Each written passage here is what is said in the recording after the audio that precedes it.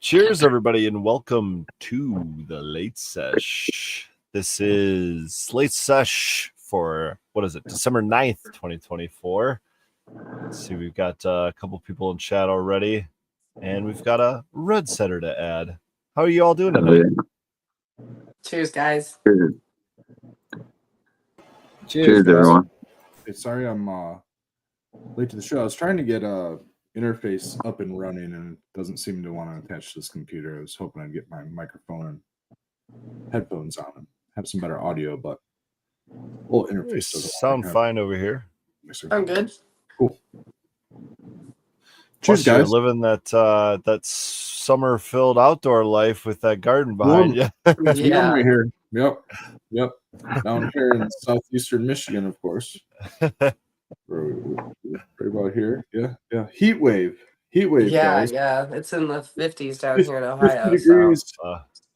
The winter had a 50 degrees. Went and made all of the vegetative life flourish, didn't it? Yeah, some bugs came back to life, and seen some wasps and things that I thought were done for this season. Saw some I think my radish might have survived. I'm surprised. They might actually be going for a couple more weeks before they're finally dead.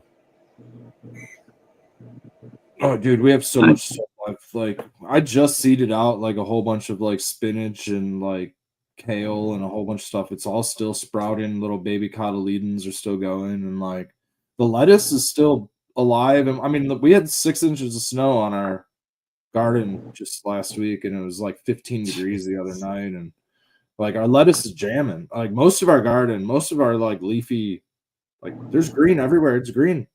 Like the stuff that's not alive. I mean, obviously, like the cannabis has died off, and like the tomatoes and the peppers and all the summer, all the squash and all that stuff is gone. Flowers are gone and things like that. But I mean, there's like radish flowers, there's kale flowers, there's broccoli. I was eating broccoli actually. I was eating all kinds of shit out of the garden today. Walking around the garden eating some kale, some basically everything that I just listed. I was also snacking on it. So it's better this time of year. It's more crisp, sweeter. The bugs aren't really attacked, although there was a caterpillar on a leaf. I almost didn't see it. But a little extra protein. Like the bug pressure is like nothing this time of year, so it's good. So that's like the best time of year to grow lettuce. And like I can't really harvest the lettuce when there's 6 inches of snow on it. It makes it a little bit difficult. But like as soon as it melts, it's still there. I mean, it crisps right up. We had a nice rain last night, early this morning, and it all just like I should have harvested some today. It's gonna get even colder in the next couple of days, so we got another really, really cold wave coming through, but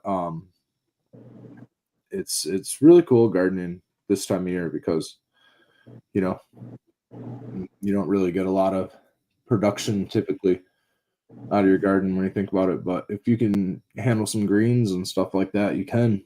I mean, roots, carrots, and all that stuff it'll store really well. It might not grow. You don't really have the sunshine. It's not so much the cold, right? It can kind of survive the cold. It's the angle of the sun, that's really your limiting factor right now. It limits growth heavily. The rays, the spectrum, the length of day, just like the photo period in general. Give it, after, shit, dude. At the end of the month, though, we're going to start getting longer days. It's go time. It's seasonal go time, officially. Like the garden never really rests. As a farmer, you almost think that, wintertime is your time of death and rest, but really it's time of like planning and prepping. And, if you haven't gotten seeds yet for next year, you kind of need to get the jump on that before everybody else does. If you get stuff that does run out, there's some varieties of things that disappear pretty quickly off the shelves. And even starting some varieties like onions and something like garlic. If you're gonna grow garlic next year, plant that now. Just get ahead on that. You can't really plant it in the spring. There's still some time in our region to plant some garlic in the ground. We got ours in the ground. We still have a ton of garlic to get in the ground if we wanted to get some more in the ground. Probably just gonna eat it. But it's all good. It's all good stock for our main summer crops: tomatoes, peppers, cannabis, all that stuff. It all adds the fertility and system balance, for pests stuff. So gardening now is there's really no rest. Like to think of that like winter is a break, but it's almost like there's more to do. It's more mind crunching. Summer's more physically laborious, I suppose. Mhm. Yeah, it helps in summer. You can just go out and do things. Where in the wintertime, you're more sitting there planning. Okay, what am I going to do? But you can't really get out there and do it. You can't get sometimes. For me, the hardest thing is like figuring out space, getting a sense of space without being able to just go out there and put it in there and see.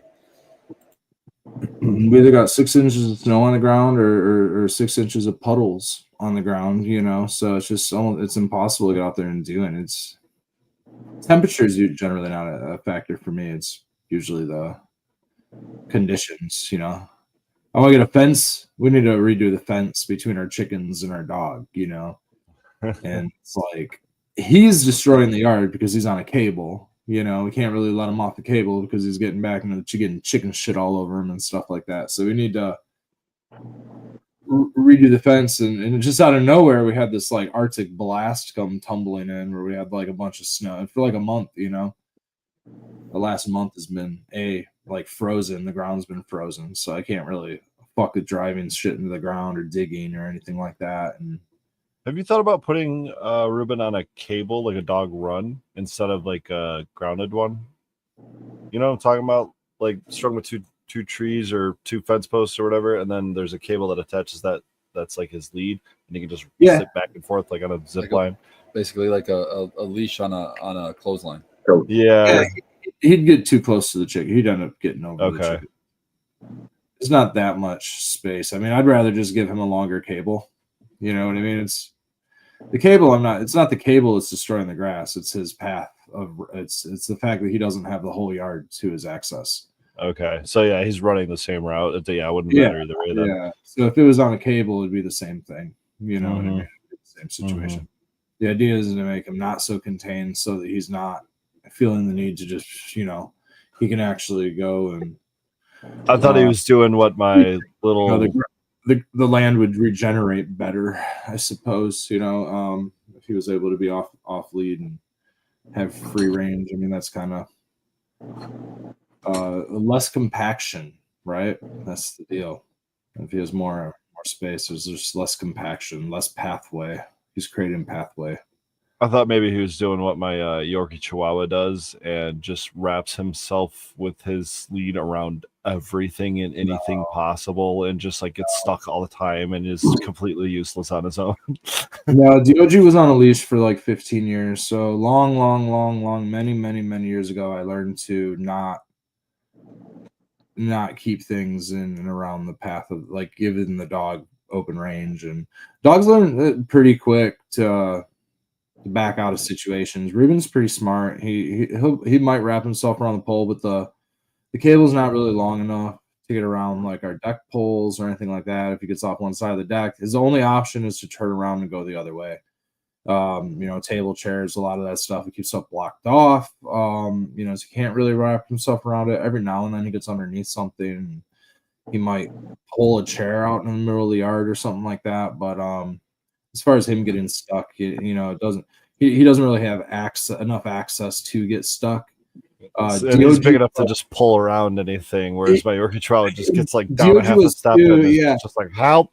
Dioji would just he would get wrapped around our fire pit and just pull our fire pit across the yard, stuff like that, and be like, oh, I gotta move the fire pit further away, Dioji would dig under and just get out of the yard. That was his kind of his ability to get out. Over the years, with building all of this and doing all of this stuff, structure and soil has kind of been created. There's no more gaps in our yard. So I mean, I'm talking 10 years ago, before there was any of my doings. in our house. DOG would find any crack and crevice that he would find and get through it. So he had to be on a cable for other reasons. There was just actually, long story on that. Go searching through many, many hours of Michigan Bros Grow Show footage and find the DOG Chronicles and learn about his DOG Chronicles. I love it. So December 9th, man. It was exactly 1 year ago. DOG was back on his feet after being sick for about a week, and then he had another bad week. And so this is about almost the exact time last year where DOG left us. So it's been kind of a hard week over here, anyways. But at the same respect, it's been a very, very awesome. We've got so much going on that it's keeping our minds off of that. Obviously, we have Ruben running around and giving us a lot of. He's been actually a lot better lately. He's doing really great. So a lot of love, I guess. We had our baby shower yesterday, and shout out to everybody who's shown some love. Obviously, friends, family. Tara, I got to see you coming out. It was fucking awesome. It was such a cool place too.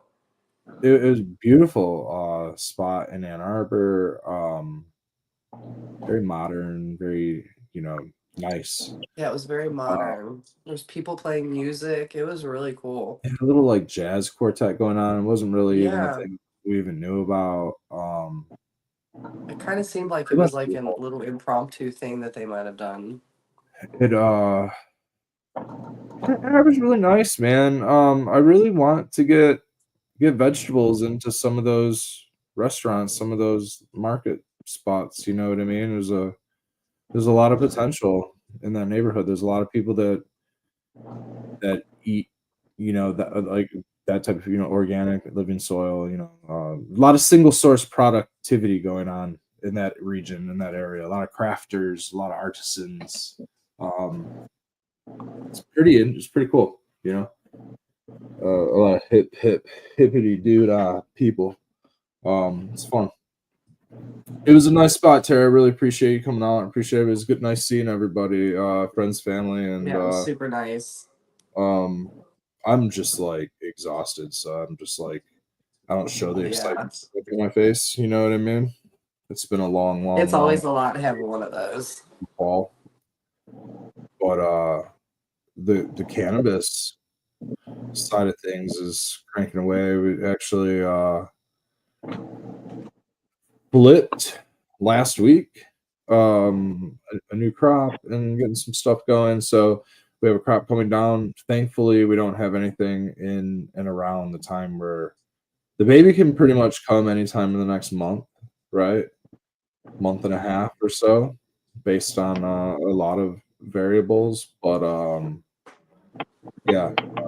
within the due date range, we're gonna get there like a week prior to our due date at latest. So that's like the end quarter of January, and it could happen anytime before that. So there's a Third Eye Craft Fair scheduled the 23rd. Am I right on the 23rd, or is it the 21st of this month?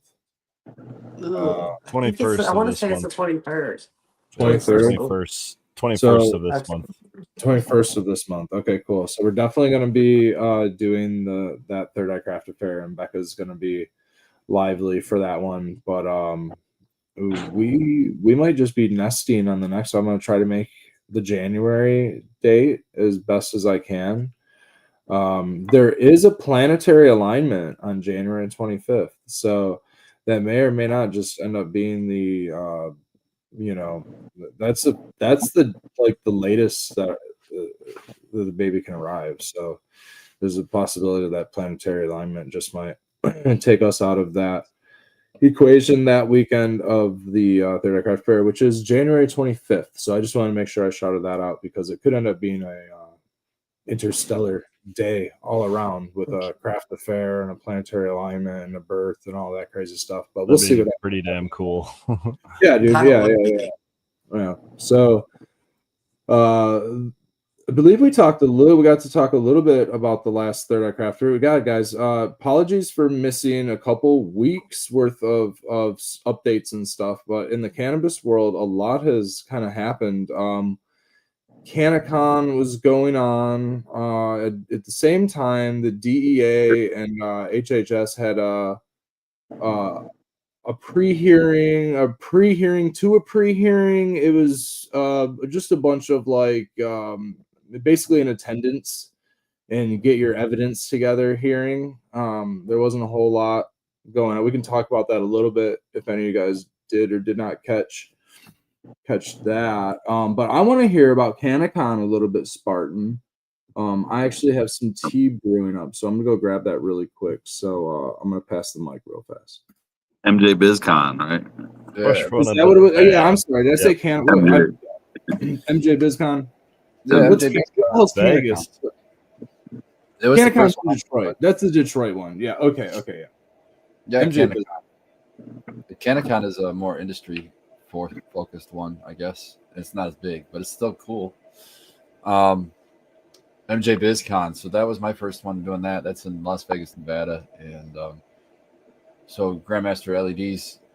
Shout out to Thomas out there. He rented me a Ford Expedition limited edition, which is fucking nice. I have a Ford Expedition, like a 2018, and it's just like stripped down. It was an old police cruiser, so it's got like nothing in it. But this thing is like bigger than that even, and it was all luxury edition. So it had adaptive cruise, which I fell in love with. Did it have cooled seats? Yes. It had Oh cooled my seats. god, it's amazing. So fucking good. Heated seats, cooled seats, adaptive windshield wipers, adaptive headlights. I didn't do shit but steer. It was fucking beautiful. It was beautiful. Did it have Ford Assist where it would keep like the lanes and the speed and the distance and all that? Did you mess around with that at all? Probably. No, I don't It think must have. it did kept the distance and the lanes and all that, but it Yeah. didn't keep it didn't steer. It never took over the steering wheel, so it never did like turn. But it would stop. Like if somebody pulled out in front of me, it would have totally braked for me, I'm sure, and stopped. Yeah, it was amazing. It was wonderful. But so if nobody's driven west or across the country, at least, I highly recommend it, and take more time than I took to do it. That's for sure. But it was really cool just driving out that way. Driving west. It was the furthest west I've ever been. I wish I could have gone all the way to the ocean. Hit California too. I just didn't have the time for that. But to be able to drive through like the Midwest, and then you cross over the Mississippi, you go through the Great Plains, and then you start seeing the elevation starting to rise. I went through Colorado and Utah and Arizona. Arizona was wild. I only went through the corner of Arizona, but it was wild because you just had to keep S-curving around the Rocky Mountains through the little valleys and stuff. And it was a great drive. It was cool. Spartan, what highway did you take west? Was it 70 or 80? Both. Took both of those. Both of those, like 80 to 70 or something? I think it was like 94. So you did 80 first and went across like Iowa and shit on 80? Yeah. And then cut down probably in Colorado down to 70 and took 70 across from there. Yeah, that's 70 all the way. Oh, Yep. yeah, dude, that's such a fuck. We took 70 across to go to Colorado, which goes through Kansas in the Great Plains of Kansas. We went through Nebraska. Talk about a fucking boring drive. It's beautiful as fuck, but oh my god, is it straight? It's terrible. I'm like, how many people live in Kansas? And we actually looked it up. There's like 3 people that live in Kansas. No offense to people who live in Kansas. There's a very small population. It's mostly government owned. It's like there's a lot of like land that's owned by the government and stuff like that. But like, when you start seeing signs that say, when you do get an exit, that underneath it says no amenities. You're like, oh, nice. Yeah, dude. Yeah, you need to gas up because, like, especially if there's inclement. Like, you guys went out during some storms, man, and there's like those parts of the expressway out there where they have like railroad crossing things just for like getting on and off. Like, they close the expressways down. 80 was closed down for like 80 miles, dude. Like right when you guys left. It was like, oh man, dude. Yeah, dude, much like Nebraska, Kansas. That's what I mean. Yeah. when you only have like when your major sports team is a college team, that's when you know it's like a non-populous state, I guess. I don't know how to describe it other than that, but like Kansas and Nebraska both are like that, I think. Yeah, Nebraska was Beautiful terrible. countryside. Spartan, I'm really, really glad you got to see that too, man. It's fucking cool. And fucking Vegas, man. I'll tell you what, fuck Vegas driving. If you go to Vegas, fucking Uber that shit. It's gonna be expensive as all get out, but Jesus, you know, like I was saying down there, it's like in Michigan, man. If you're honking on your horn at somebody, you're probably ready. 50% chance you might be in a fight. Not so in Vegas. They like say hello with a horn. In Vegas, that's all you hear is just fucking people laying on their horns, and it's just like, just that alone makes you want to fucking freak out. But outside of that, it wasn't, I guess, that terrible. And then yeah, you have to be a pessimist in Vegas. I noticed right away. It's like everybody and anybody, they're not nice. They're not being nice to you. They want you to fucking buy something. So if you're walking anywhere in Vegas, fucking keep your hands in your pockets and you're not interested. That's my biggest advice to you, because everybody wants to charge you for a picture with them, or fucking people with snakes, or people with birds, or fucking whatever, people with this, people with that, and it's just everybody just wants to make a buck. But probably don't act like. I was saying, probably don't act like you're a tourist either. Don't look around and try to act like you're from there. Maybe might help. That's fine, because everybody is. I mean, honestly, everybody's a fucking tourist there. I think you know, people that work there and the people that fucking are visiting. But yeah. But just the later it is at night, the more chance you're gonna run into somebody that pisses you off. But if you're out there during the early times, you're fine. But the conference was fucking pretty cool too. It's fucking huge. Another thing, it was under construction, so they had less parking, and that was another thing. You know, if you drive out there, you gotta park. You gotta park somewhere, and it was wild. It was wild. So I loaded up the truck and drove out there. The whole reason was because I had to take a bunch of lights out there for the booth, and so the truck is loaded up to the gills with just booth supplies. How many different lights did you have? I had a lot of lights. I had I had 3 big full size lights, so they that cover a 5x5 space, and then I had a Borg, Evo, and then I had a Torch 850. Those are the 3 big lights. And then I had, I think it was somewhere in the neighborhood of 5 of our greenhouse lights in all the different wattages, up to 1,000. So I think the lowest was 300, something like that, and then up to 1,000. So stepped it up. And then I had all of the displays that had all of our advertisements. It said Grandmaster LEDs, and all the displays, the tablecloth, all of the booth supplies. The only thing I didn't bring that was in our booth was the 2 pip racks that we used to hang our lights off of.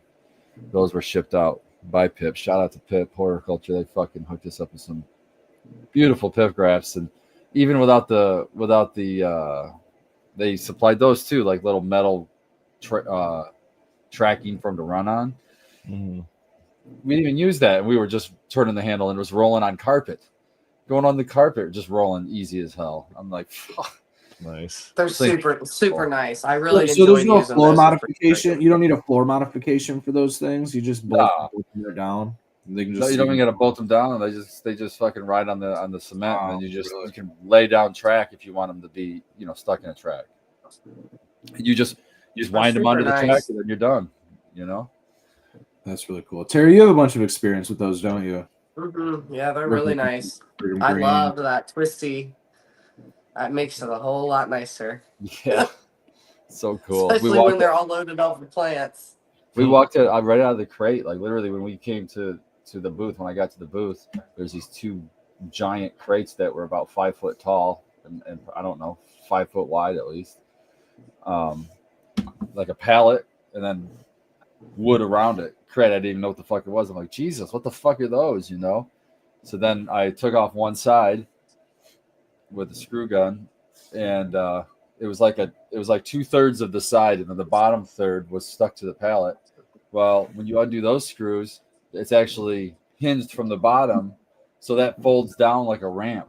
And you literally just unscrewed, you just unscrewed some bolts that they had as stoppers by the wheels, and undid some ratchet straps, and you just turned that handle, and it walked itself out of the fucking crate. It was so beautiful. It was so That's beautiful. awesome. And then you just built it because we had the 2 racks, so it was a double rack, and we just had 2 of those next to each other to hang the pretty much 3 big lights, and then all the little lights we hung in the same one.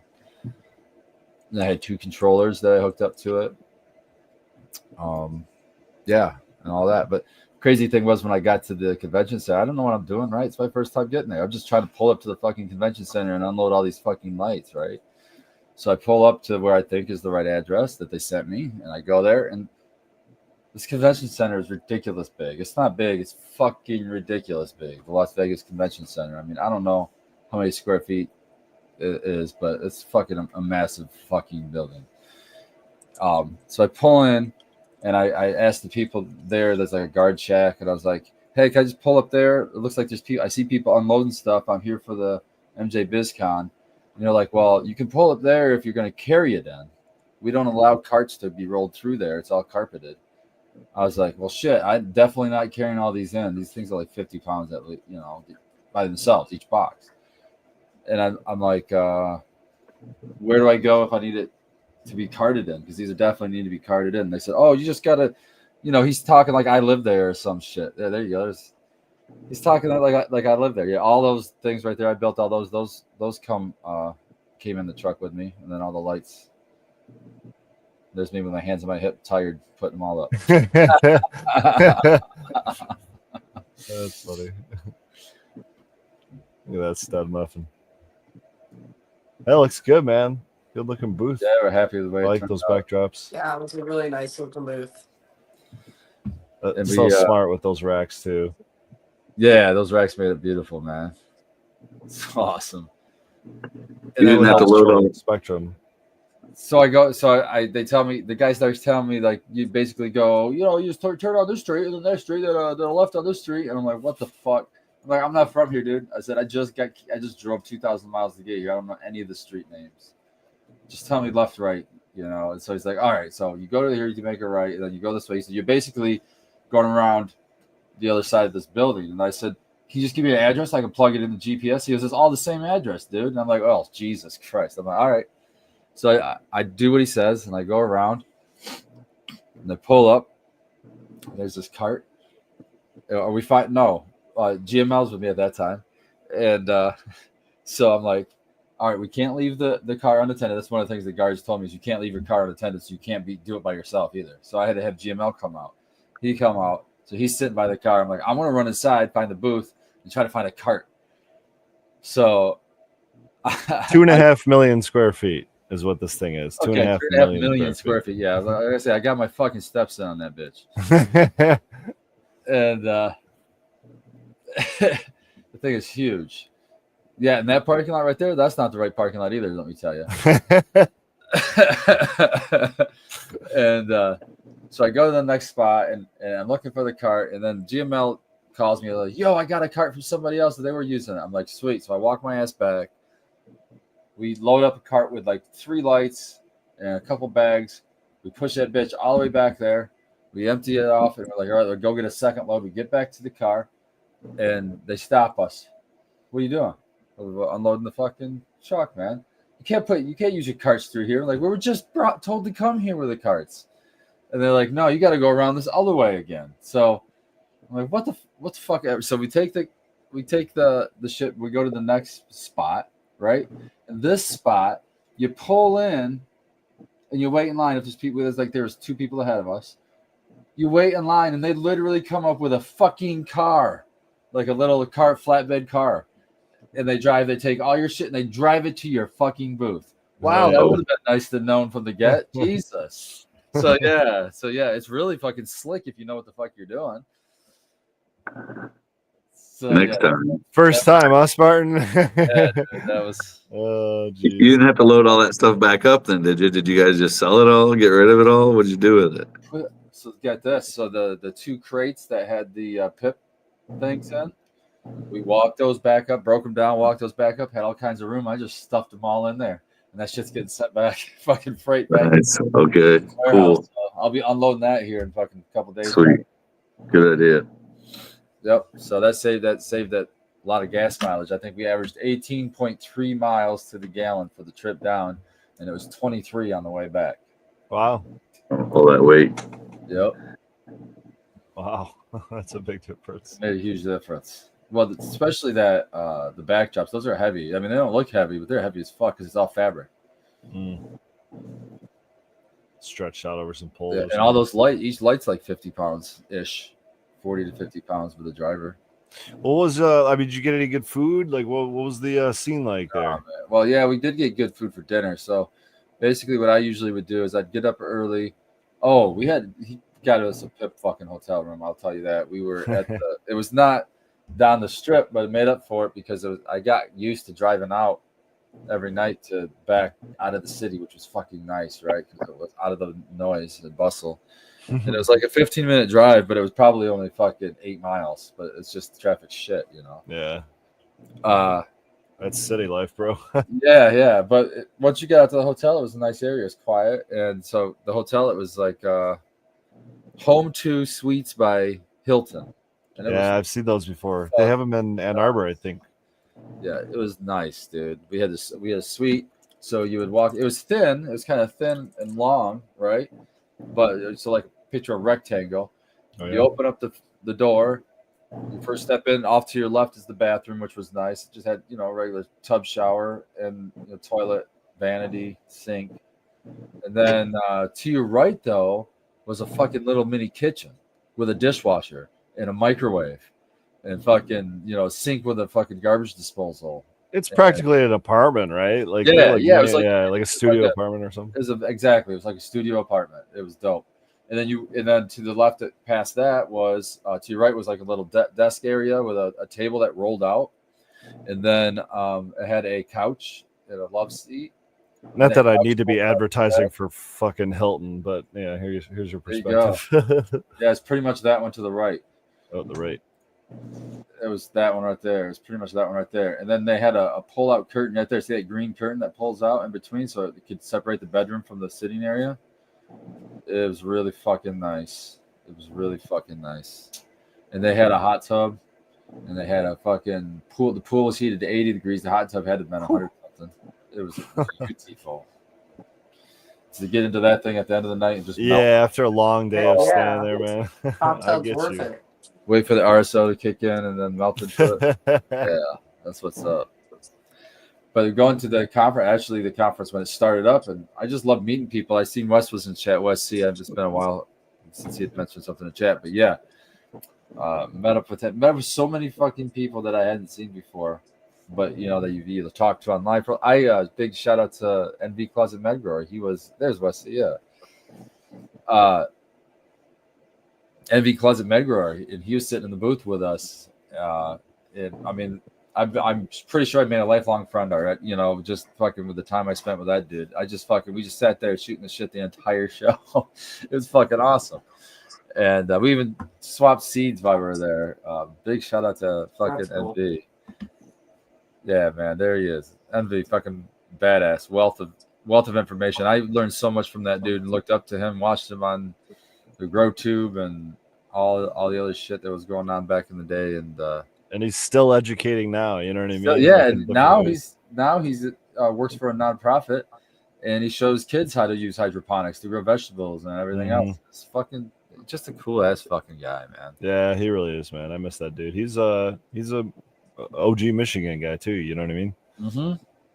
I know it's NV Closet. It's so cool. NV, but it's so cool to learn that, and then we're sitting there shooting the shit about fucking places, and literally we grew up where he grew up. He is where my fucking family has a cabin, and not far from where Red hunts. And not far from where Red hunts. Yeah, so this was. Yeah, he would always talk about pin hunting paralyzer. That's in the Mascota area. For those wondering regionally where pin hunting is, if you look up Mascota, well, I guess you could look up pin hunting if you wanted to, but if you can't figure out how to spell that, there is still some big cannabis facilities out there right now. There's some pretty good ones. Yeah, that area. They sell that flour too in the shops out there. There is jumping. What's that? Pin cutting paralyzer? Yeah. Strain? Yep. Interesting. Yep. Glenny. Huh? I said Glenny. Glenny. Glenny may not be some stomping grounds up in Glenny. But I met so many fucking cool people. Dude, I saw the whole people from the Stash podcast. They came through. So Chris from how am I getting a mind blank now? Chris, he's Mr. Grow It. Mr. Grow It. Yeah. Grow It. He lives out there in Vegas. Pigeons. He came through Pigeons 420. Rob's from CLTV. He's from Michigan. It's cool to see him. Who else? Oh, I Can THC on Instagram. He's in with the Dude Grows crew a lot. Ran into him. He had his hair braided. It looked fucking cool as shit. And I commented on it, and he was like, "Thanks, man. Nobody, I was taking a chance, and nobody said anything yet." And I was like, "Dude, I love it, man. I think it looks great." Who the fuck else did I run? I can't think of. I just ran into so many fucking people, man. It was just cool, and it's fun to walk through a place and be just as like fanboying somebody else, right? That are fanboying you. So like I ran into Mendel Dope out there. They were selling seeds over in the vault area, they called it, where they had a bunch of different seed breeders. So I just kind of hung with him for a few minutes at the Jefferson Genetics backstage, and it was cool to run into him there and be recognized by him. He was like, I was like, I don't think you're gonna I said, I don't think you're gonna remember me, but we met up there at Jefferson Genetics. He goes, I remember you because of your beard, man. I was like, all right, I like it. This shit was fire, literally. So it was cool to just to see all them guys and just to be around all the industry people.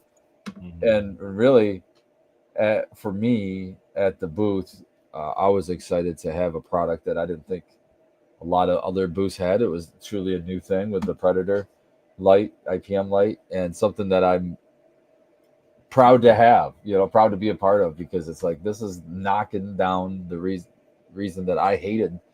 The only thing I hated really about growing was spraying shit all the time. I fucking hate it. And when you go to the commercial level, it gets even worse, because then you have to put on all the PPE bullshit, and you have to do it for longer periods of time because you got to do a whole big ass room. So, yeah, to have something like that where you can fucking reduce the amount of spraying or completely eliminate it completely, fucking sign me up. So to be able to say that to 1,000 people or whatever, who were those 1,000 people? Like, were they like everything, dude? Everything. Yeah. So it was general public was admitted. It was, but I mean it's still cost prohibitive though, because I think those tickets are still expensive as all get out. Really? I think it's in the hundreds at least.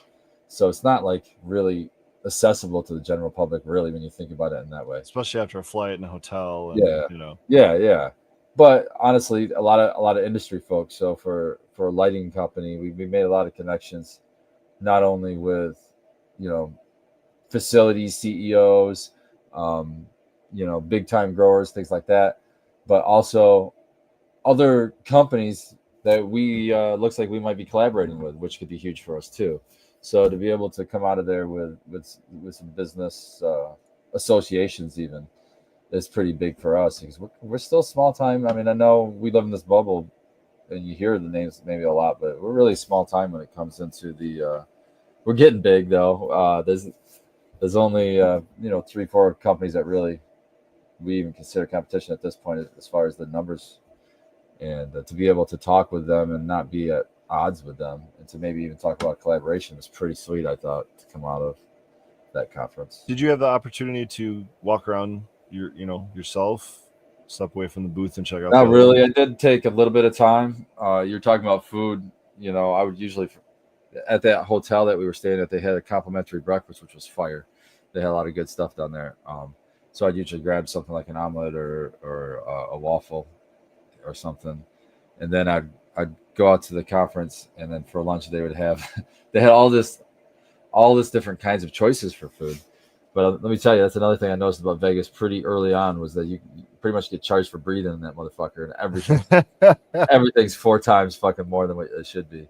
And so the absolute cheapest thing I could find to even eat there was what they called a plain Jane hot dog. So it was a foot-long hot dog on a bun, and that was $10. And that's what it was. Foot-long hot dog on a bun. Nothing else, nothing on it for $10. You should have Amazoned in some Hormel chili to throw on top or something. Yeah, well, Jesus. they had the Detroit dog. That was $13. So you had $3 for that. And that had the chili. Which is 3 cans of chili. Yeah.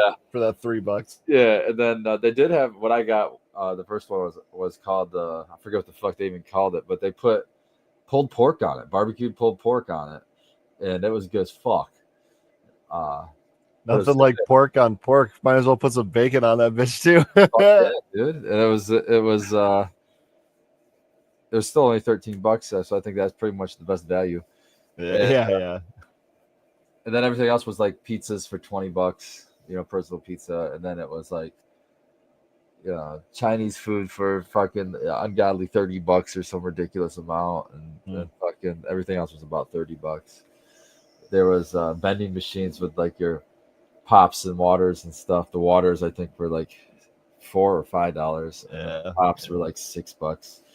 But me and V, we went on a few walks to find smoking areas, and we found this one. We walked down this one hall that we found that was dope as fuck, because literally you'd walk where those vending machines are, where they had the expensive shit in it.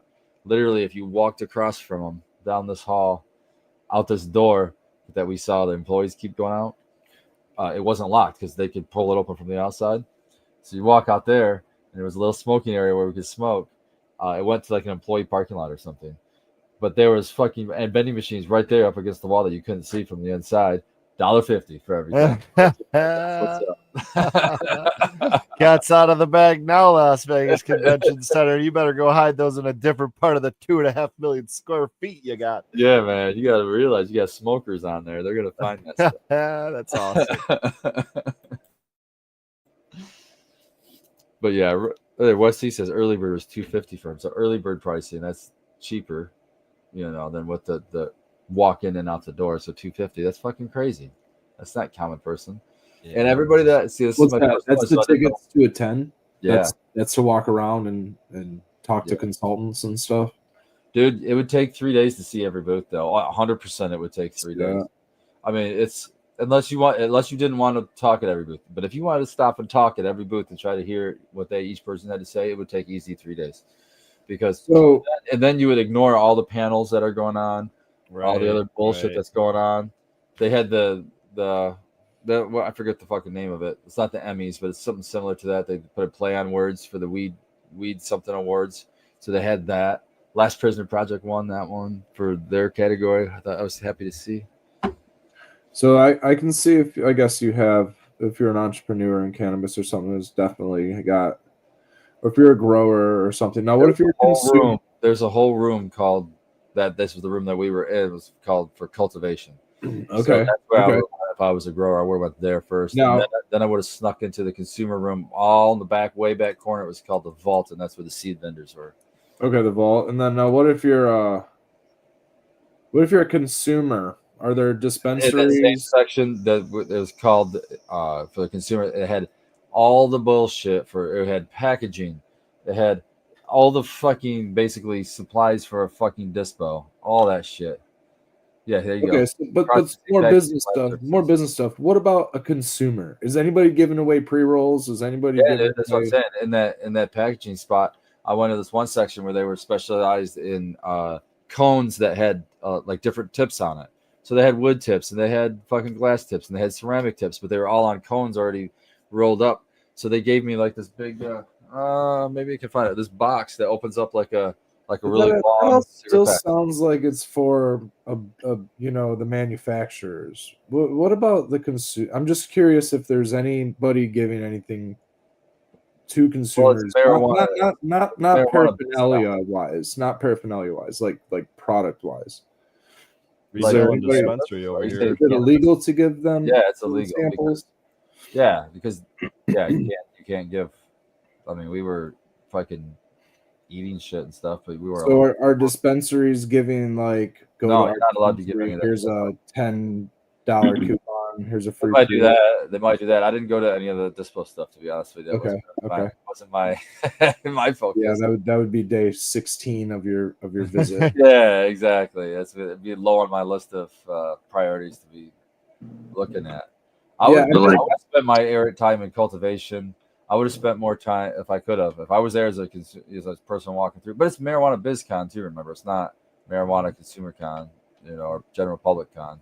Yeah, exactly, and that's kind of what I was getting at and wondering is getting just some information, transparency, and stuff like that. I see a lot of these events that go off, and I see a lot of people who are more or less like consumers and stuff like that, wanting to get it, like go to these thinking that they're like I guess like traditional market festival type thing where they think buy tons of weed or stuff like that. I'm just like clarifying that like I that's would go to them. Yeah, that's not what they're for that. What I would do, don't pay. If I was a home consumer, I would show up on day 3 late, and then I'd start going to my booths and be like, "What do you not want to take home? I'll take that light home if you don't want to take it home.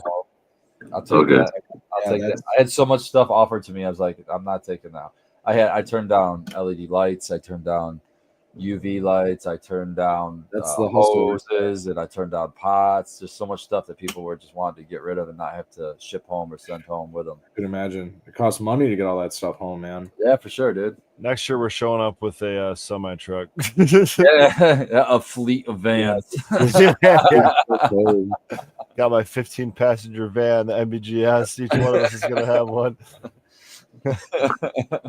I find it I find it more coincidental than ironic, but it is certainly ironic that while that big event was going on, and so everybody that has a leg in the cannabis industry was kind of there, kind of like positioned in Vegas, the DEA and the HHS had their first meeting, which means that none of those people would have then been in Washington, D.C. or wherever that meeting was held. I'm assuming D.C., maybe it was in fucking I think it was D.C. So which means that all those businesses are in Vegas, so they're not in DC.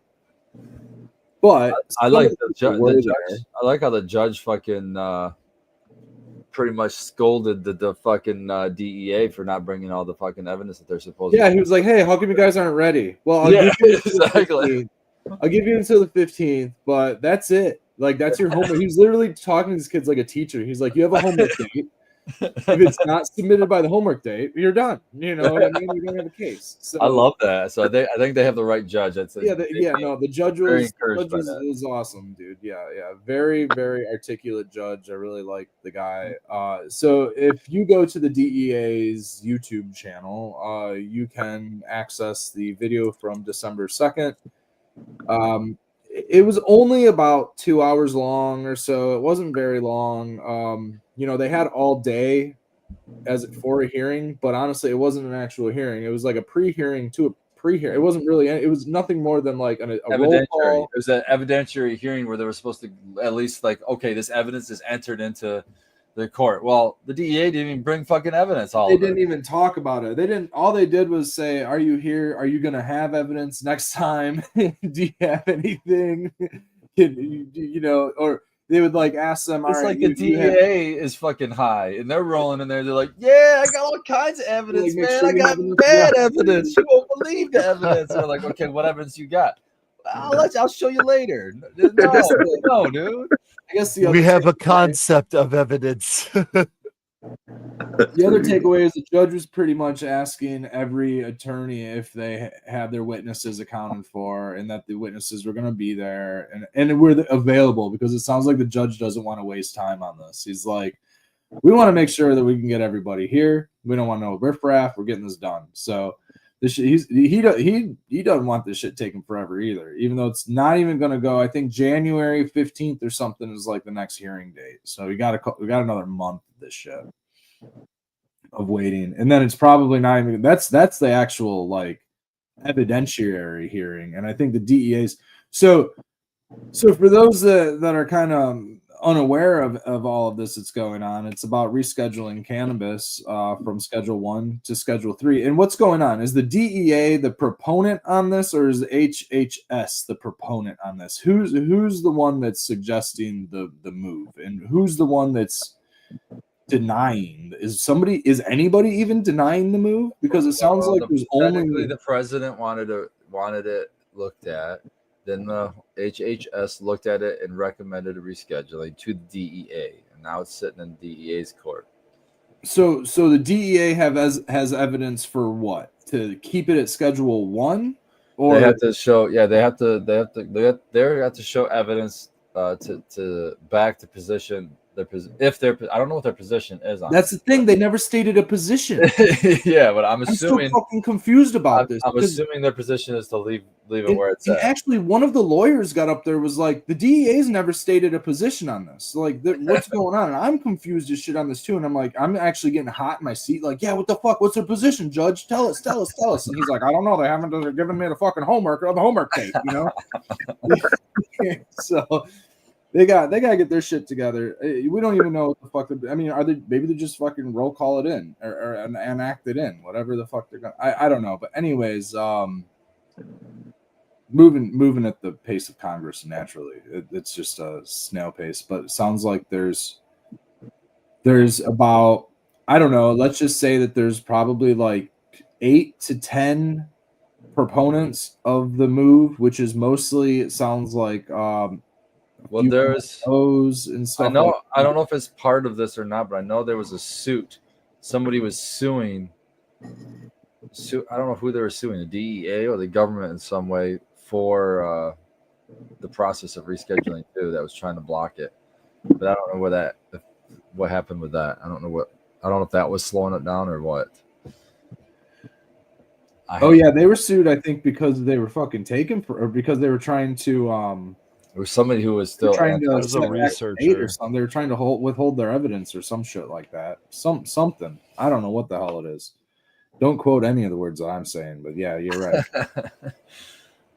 Just trying to get there. Just trying to spit. Buddy Kilowatt in chat says the DEA will lose a huge amount of funding. Yeah, our boy Elon hopefully will take a look at them and be like, wait a minute, guys, we're spending too much money on this bullshit. Yeah, dude. The war's over. the wars, dude. They just need to get rid of the Controlled Substance Act altogether. Honestly, it's so it just doesn't make any sense. Like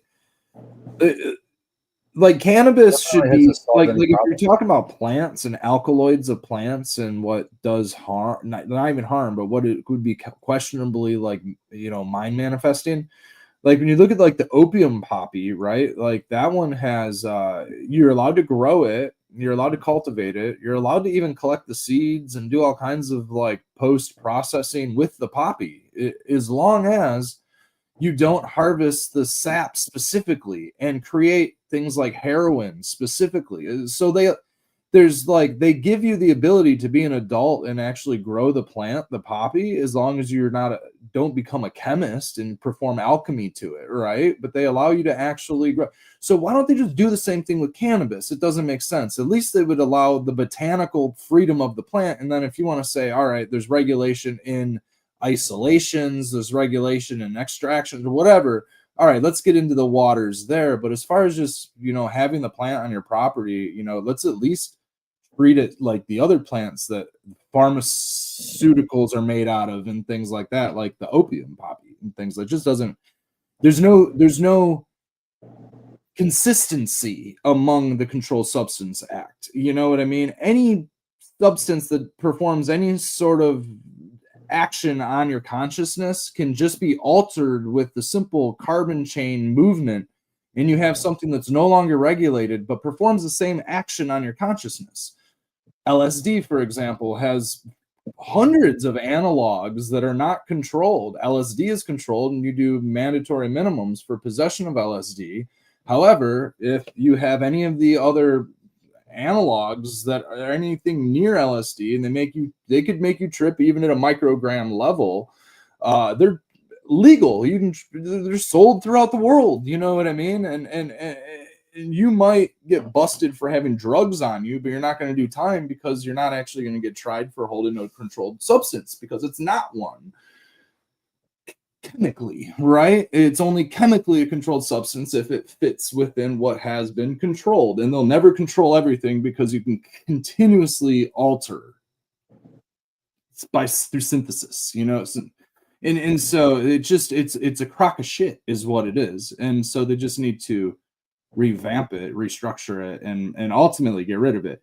But if we're in the boat of where we're in, and it sounds like everybody's just being distracted with the whole reschedule, most people are proponents of deschedule. The thing is they have whatever 42,000 comments on the DEA's website where like 80% of them are about descheduling. And I think that might be also adding to the holdup because now the judge said that can't be used as evidence. So unfortunately, none of the proponents are able to use any of the DEA comments as evidence because the judge had a lot. This is another thing to listen to. It is about basically listening to what the judge says is and isn't evidence according to him, because somebody's saying that cannabis helps me.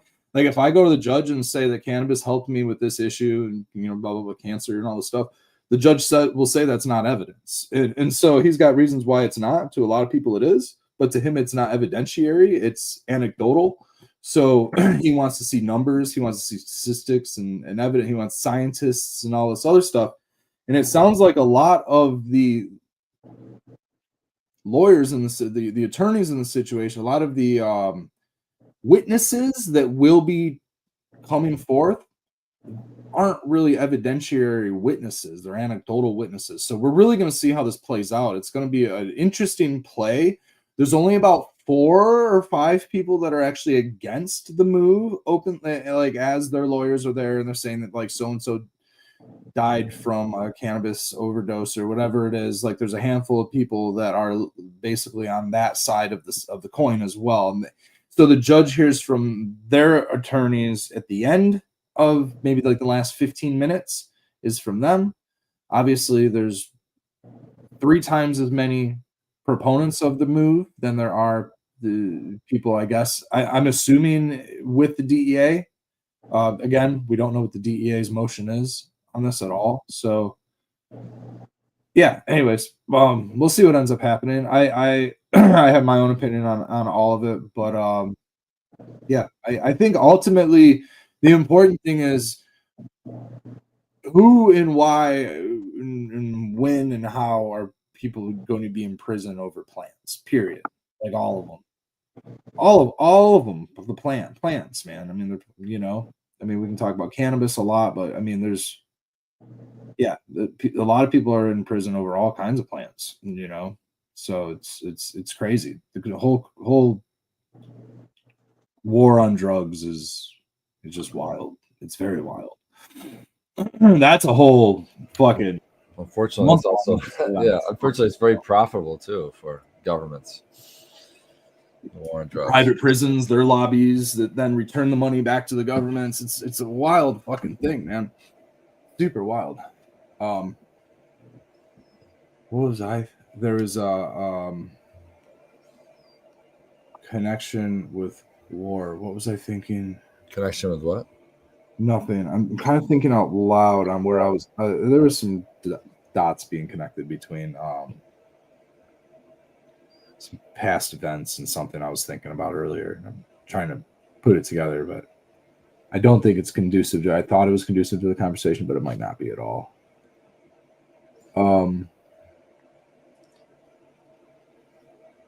Yeah, the whole thing's going to be super interesting to watch play out. I mean, like, I'm on the side of deschedule, right? Like, I want to see it just like, I want to see it not done until it's tomatoes. But then, I mean, like, even if it was tomatoes, like, there's still regulating our foods. You know what I mean? Like, there's still regulation on like who you can sell tomatoes to. Soon to be, you know, or are they going to start regulating, registering your gardens or stuff like that? Yeah, so, I'm on the side of more freedom usually. So. Yeah. Especially when it comes to like, there's really not a reason for the restrictions, right? There's not a reason for For, like if there's a reason, let's talk about the reason. But if there's really not a reason, if the reason's nothing more than to like count the numbers and like control the inflow and outflow and things like, no, I think that we can manage that just fine.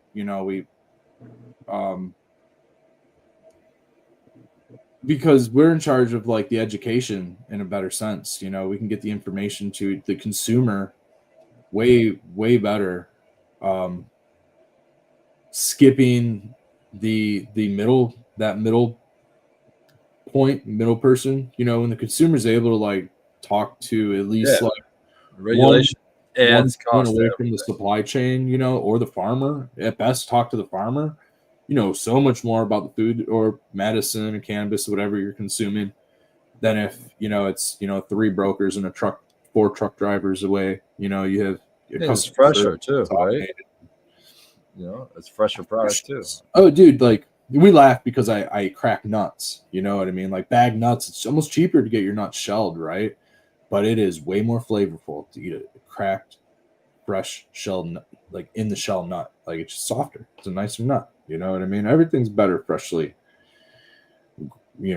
broken open. That pre-ground boogie, that's the common thing. Like pack of doobies is convenient, but it's certainly not medicinal or flavorful. They're gonna have to add terps, and guess what? In the Michigan market, they're not allowed to add terps no more. Well, proposed rule sets, but yeah, Those are proposed. I thought Yeah. those were acted through. No, I believe it's all proposed rules at this point for next year. But yeah, that's pretty interesting. Speaking of regulations and everything that's going down here in Michigan, I think what they're trying to do is finally limit the supply and finally try to rein in some of the backdooring, and probably also in the process add some more costs onto the growers and processors and dispensaries here in Michigan.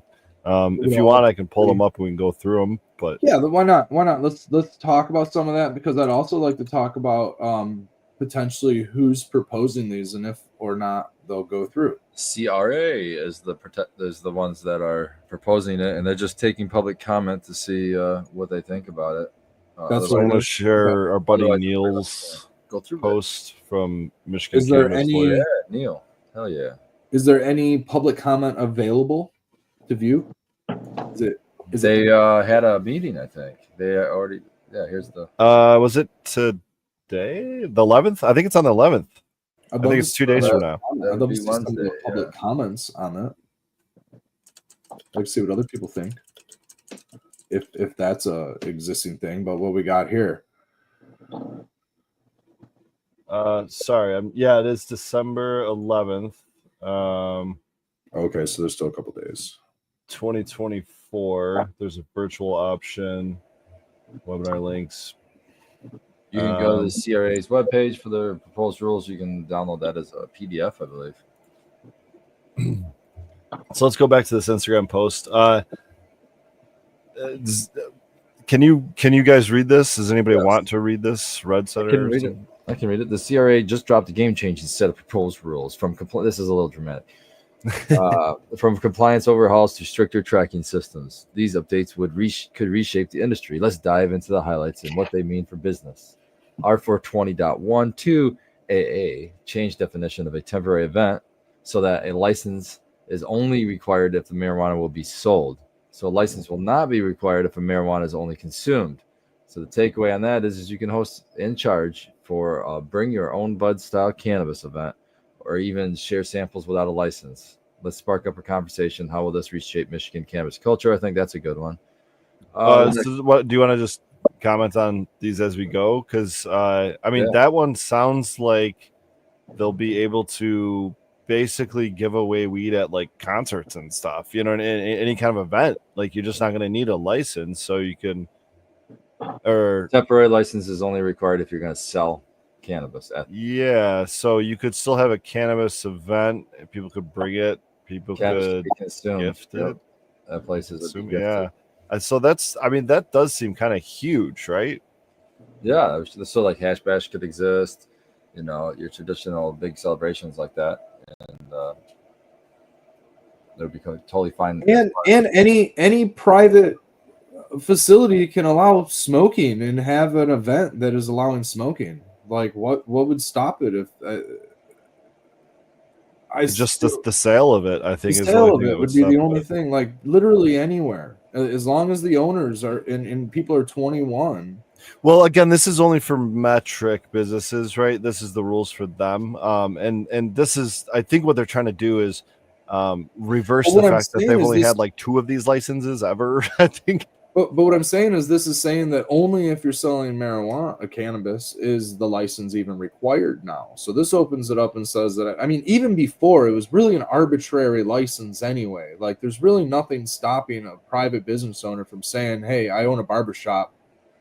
I don't care if you guys smoke weed. Like there's, you're all 20, like if it's a 21 Right. barbershop. But they only set the rules for the for businesses metric under CRA the businesses. Exactly.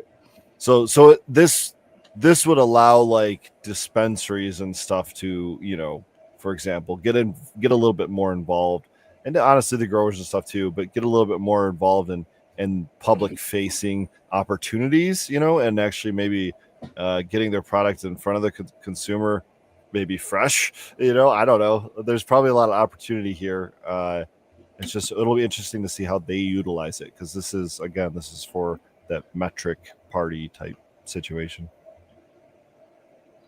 It'd be interesting to see what the definition of sold also falls under, like you said, if they're gonna even, Yeah, just if you buy a ticket at the door and that comes with a VIP gift bag, you know what I mean? Like where are we? Yep. Yeah, it's gonna be things where Capital being exchanged. Cannabis companies, these big MSOs, are going to get in bed with big promotional companies at music events, and they're going to be able to have their booths there where they can pass out cannabis for free, and that's just going to bring more people in. So it's going to be win-win for everybody, and it's going to get the cannabis brand out in people's hands. And that's what I'm seeing, shit like that. Yeah, I'm seeing that too, for sure. And there's so much to give away in those inventories right now. Spartan, do you want to keep going forward with these? Yeah. That's it would allow licensees to be at gray market events also. Allowed to be anywhere. It says that you can. It just says it's like, if it's bring your own bud style of cannabis, you can bring a fucking sack of bud that's been sitting there for 2 years if you want to, and pass it out for free without a license. It says growers and processors to document in the statewide monitoring system the location of product at each level of the location available to the licensee. Their takeaway is track every leaf, every mylar. CRA wants growers to document the exact room locations for all products. Could be a good use of RFID tags. No room for errors, literally. Well, for one, metric tags are RFID, I believe. They were when I was working there, unless things have changed. But how does this track every leaf if it's only attached to the plant? The leaves are ancillary to the plant. Exactly, it doesn't. But they do still track the weights of every plant.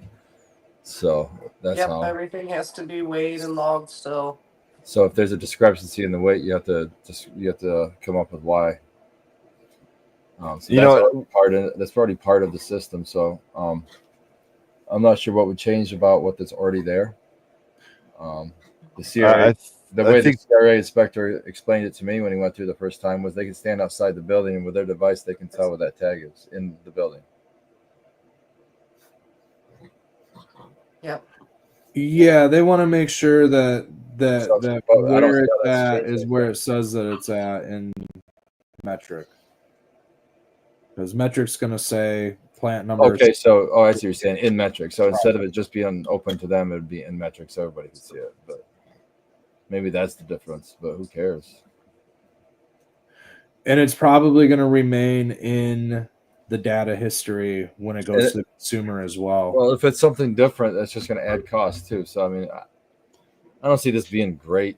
I see this being regulation. Every time a product changes hands throughout the supply chain, that history is kept in the metric. You know what I mean? You can see that as a sales associate if you have access, right? So that means the consumer will be able to see how many times it goes from room to room to room, and potentially like it doesn't show anything. It doesn't. I don't know if you can get information from seeing how many times that would be open to the consumer. But that would be great if it was. It was interesting getting I guess the perspective of Pedro's grow room or Mr. Rosin's neighborhood who works in the Colorado metric industry on this, and I'd be curious to hear Tara's experience about this too, especially as we go through some of these, because I know it's going to happen again.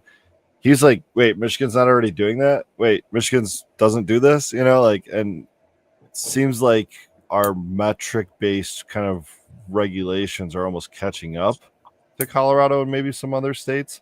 And again, it seems like it's more or less about closing loopholes, I think. And then, of course, Superior. Or maybe it's just metric already being in other states and getting more and more regulation put in that makes them more and more money by adding more and more requirements that they get all the fucking states doing the same thing. Oh, yeah, I'm sure they spend plenty on lobbying. Updates and upgraded systems and metric tags. And Guess what, guys? You know what else you need for more security? We need to do this too. To add a we just signed another 5-year contract with metric as the state of Michigan. That's every time I hear metric, I always get fucking a chill at my spine, like these fucks. But it was also interesting hearing Superior Bud's perspective, because him being like the data analysis guy, he's like, well, yeah, wouldn't you want all that data? Isn't it useful to know all that as growers? No, how is it useful to pay extra money for labor, time, and I knew you wouldn't like that. 37 more tags and add more fucking shit. Because to know where it is, location in the room, that all that kind of stuff, it is beneficial. The plants already had to have metric tags on them, though.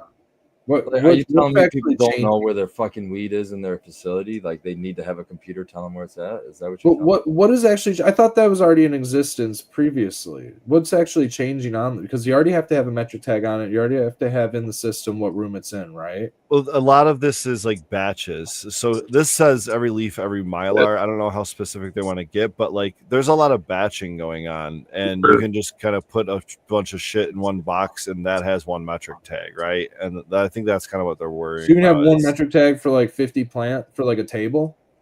I don't know about that. I'm talking about packages. So like he says every mylar packages, for example, like maybe each mylar has its own specific metric, number or something. I don't know. I think as we go through this, we'll learn more.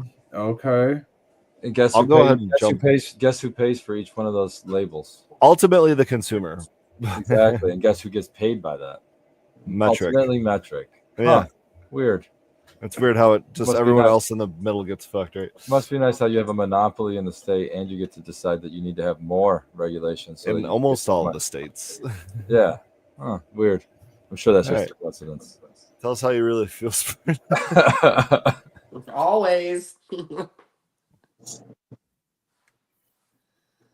I'll start this one off. So require processors to document in the statewide monitoring system the amount of raw product used in the extraction/distillation process and the amount of product created after the extraction/distillation process is complete. Require a new package tag for intermediary products, additions, and form changes. So CLL takeaways or new draft rules could create bottlenecks for manufacturers, more detailed documentation, including tracking, form changes, and batch creation. This move fights the entry of illicit products into the market and boosts accountability. It should help some of those 200% returns on Disty get under control. Is this the future of better transparency or a challenge for our industry? Your guys' thoughts? I think maybe the CRA should just do their fucking job, and when they see someone get a 200% return, they should go investigate that instead of how your fucking industry do some more bullshit. What the fuck? Why aren't input weights? Why aren't input weights part of a metric logging? Why isn't that just as a business? Why isn't input weights? Yeah, that is insane to me. That's new to me. I didn't realize.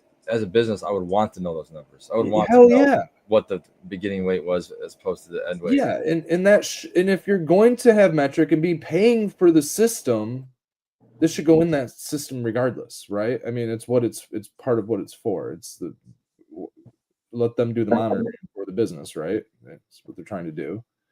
And then you get all your numbers from that, and it's weird that it's now just catching up. Right. I'm really blown away that these aren't actually already things that. Well, that's again, we're trying to close I think they're trying to close the back door for all these, products coming in and out of the state market. Yeah, because it's killing a lot of people, isn't it? Yeah, we should focus on that. maybe some of the smaller guys, just because it's harder It's to. killing business. It's killing businesses. That's for sure. Yeah, 100%. Well, the smaller guys. Well, I for don't sure. know. The smaller guys, I think, are going to be able to destroy the big guys on quality over quantity anyway. So when you're just For destroying- sure, but you're when you destroying don't the have deep enough quantity player. pockets to last another fucking 6 months, it doesn't really matter, man. Yeah, dude. Like a lot of these people have already failed, and I don't know Oh, that what we've I'm hit the saying, floor what I'm yet. saying is, Interesting way. what I'm saying is, people that It'd are be buying interesting first quarter. fucking distillate aren't the people that are buying quality anything. For sure. People I are agree gonna there. start taking their fourth quarter statements, man, and closing up shop. That's what's gonna happen. So let's go to the next one. Goodbye to abbreviated package tags. This is another one that Pedro was like, "What? You guys aren't doing this?" The CRA proposes full tag numbers for product tracking from raw materials to intermediary forms. Is this a step forward, or is it overkill for businesses? That What? seems like common sense. Why the fuck wouldn't you want to use the full Yeah. product tag? We have Again, abbreviated I'm tag confused. numbers. Why is this not? Why are we using the full number? I've always So we can cheat and steal. Yeah, that's ridiculous. But yeah, the first part of this one blows me away the most. Is like they said this should cut down on the 200%. How can you, as a fucking State Department, it's your job to make sure that doesn't happen? Fucking even say that in a public anything? That's insanity. Oh, this is probably Neil saying that, not them. Yeah, it is Neil, but Okay. their part is up here in the quotes. But this one makes me think of you, Red, because you got that and told us about that thermal heat printer or whatever.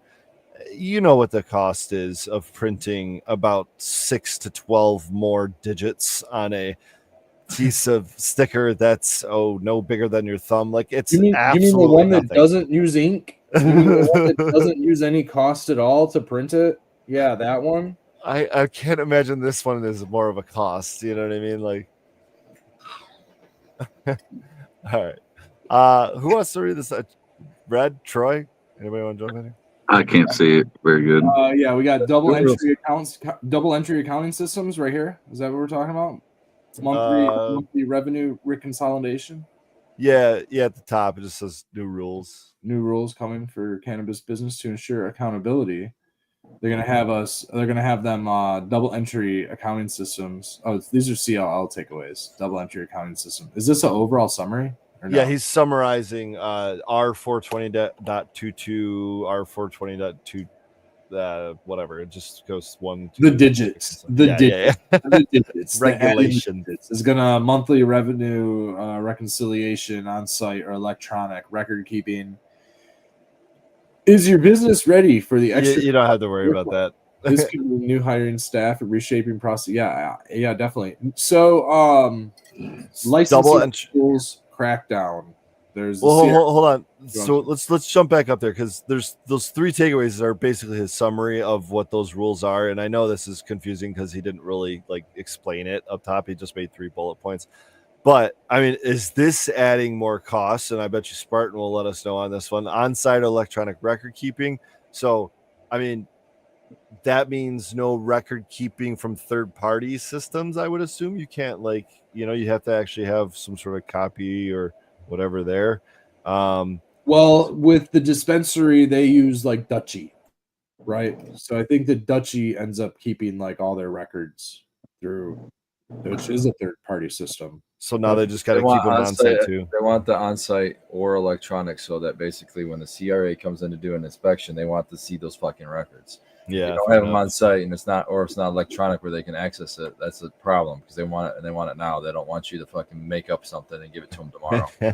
Good point. Okay, so that makes sense. The monthly, and most people are probably already doing that with the electronic at least. Because otherwise they are using third party that holds sales and puts it all into your spreadsheet and shit like that. So yeah, unless you got an in-house CPA or something, So the monthly revenue reconciliation, again, this is at the business at a scale of business that some of these are at. You know what I mean? Yeah, you probably should be doing this anyway.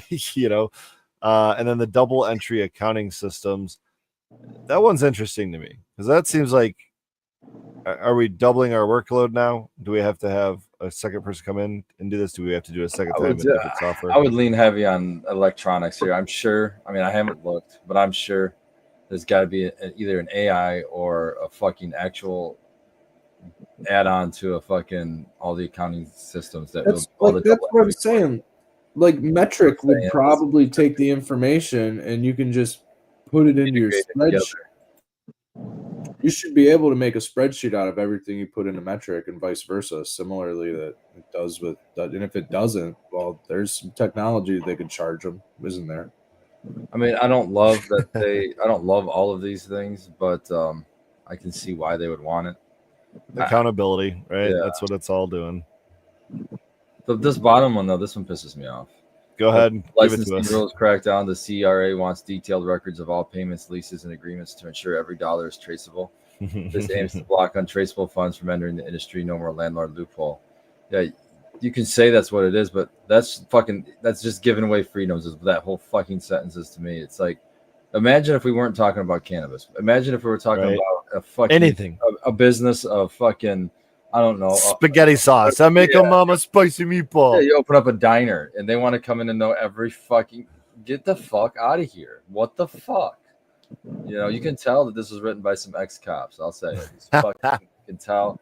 You know, they've been coming in. You know, threatening people at these fucking businesses, and with fines, getting them to just pay fines, and nobody's fighting them.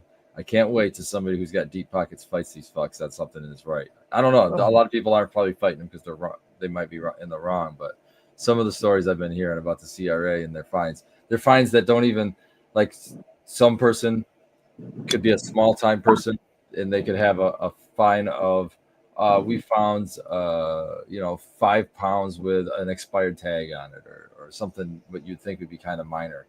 It's a $10,000 fine. And then you read in the paper about an MSO getting fucking, like, you know, a 55-gallon drum of distillate that they didn't have labeled and fucking that 200% returns. Yeah, 200% returns or something absolutely astronomical, just outrageous.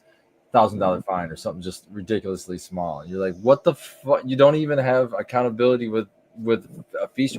You don't have any kind of structure. It just says, here's the range. It says from this much to this much. And since this new people have taken over, it's always been the max fine. It's like, you guys have no range. You're just being complete fucking hard-fisted on everything now. And I'm saying that there's for sure people out there that are abusing the system that should get the maximum fine. Absolutely. But not every single fucking person out there. Like, especially the little guys are getting picked on. I've been hearing lately. So yeah, I know one myself that it was like a multi-$1,000, $5,000 fine or something over just some mislabeled tags. It was fucking metric tags. It was over metric tags. Put it that way. Yeah, it's fucking stupid. He does have another post, but before I get to that one, I mean, Tara, you got any perspective coming from the Ohio, metric industry about any of this kind of stuff? We haven't even fully crossed over to rec yet, so all of our tags still are medical. So we haven't even got to that point yet of switching everything over, but we're still just doing the regular medical for everybody. Now, I don't know at what point those tags will switch, but I expect it to be here soon. The this next one is, I think, the one, was it Red brought up initially about the terps? Yeah, probably with the. I'm glad to see that. They're only proposed after a couple of these ones. Right. You want to read us this one, Red? Yeah, I can. Let's see here. The CRA just released a groundbreaking set of proposed rules that could refine the cannabis industry. From stricter tracking to major compliance changes, these updates aren't just tweaks, they're potential game changers. Here are a few big ones. Require licensees who are creating any pre-roll product to have the product tested in final form after they have been placed into the pre-roll delivery system. This includes both raw pre-rolls and infused pre-rolls. Non-cannabis ingredients are not permitted in pre-rolls. So you have to have a cannabis you have to have a hemp filter and a hemp fucking paper? In pre-rolls. That's a really good question. That's the delivery device system. So It the doesn't pre-roll say- delivery It system. is a delivery Okay. system. Yeah, that yeah. After they have been placed into the pre-roll delivery, tested in final form after they've been placed into the pre-roll delivery system. So they're going to test that pre-roll delivery system for other things. Well, yeah. Okay. So think about it this way. Normally, if I'm making infused They're going to pre-rolls, test THC. I've just got a bin of my trim or whatever, and then it's been covered with dry sift, and I've shaken the shit out of it, right, to homogenize it, and then the lab comes by and takes a scoop of that and samples it, and that's what's in my pre-roll, right? Well, who's to say over the course of making 12,000 freaking pre-rolls that any of that is homogenized that by the end of it, I think that's part of it. Also the place at the end, the non-cannabis ingredients are not permitted in pre-rolls.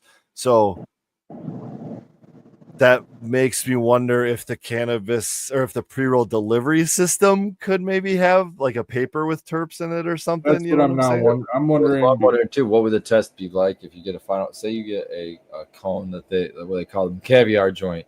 So they've taken that cone, and now they've put in BHO around it. This is on the outside of it, so outside of the cannabis product or delivery system or whatever the fuck you want to call it. Yeah, it's now part of That's the coated. delivery Now that's system. coated in keef. So now you have cannabis on the outside. You have the delivery system in the middle, and you have cannabis on the middle. What are they testing? Are they gonna The cut it final open? product. No, That is the they're But with the delivery system, but it's also saying It's after got they've the been delivery placed in their system system, in it. this includes both raw pre-rolls and infused pre-rolls. Non-cannabis ingredients are not permitted in pre-rolls, but it does not say not permitted within the delivery system. Yeah, so like, can you still do a caviar joint, or would that not be? No, that would no, be because those that's are all fine cannabis and products. dandy. So It's then, how would they test that? Are They would gonna test be it after it's all using- made. they're after gonna it's fucking made. The Cut, final they're gonna product. cut. I understand after it's made. Were they gonna cut the fucking paper away when they do the test, or is that gonna You're reduce? gonna get the No, paper tested no. too. Yeah, the paper's gonna That be in there paper's going to too. get tested, and I'm guessing it's going to get tested for heavy metals and all Then this.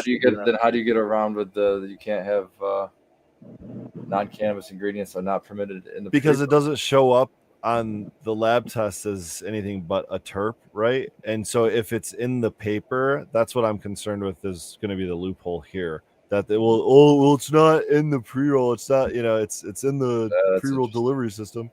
I don't know. Maybe I'm thinking too paranoid, but Well, what I'm seeing in this is that the delivery system is going to be tested.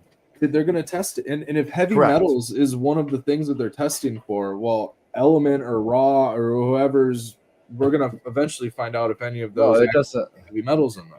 that He will says- be I don't understand his take that there's no more fake terps. Well, you still use fucking real terps. How is it going to change anything? You're just going to use fucking like true terpenes, and spray.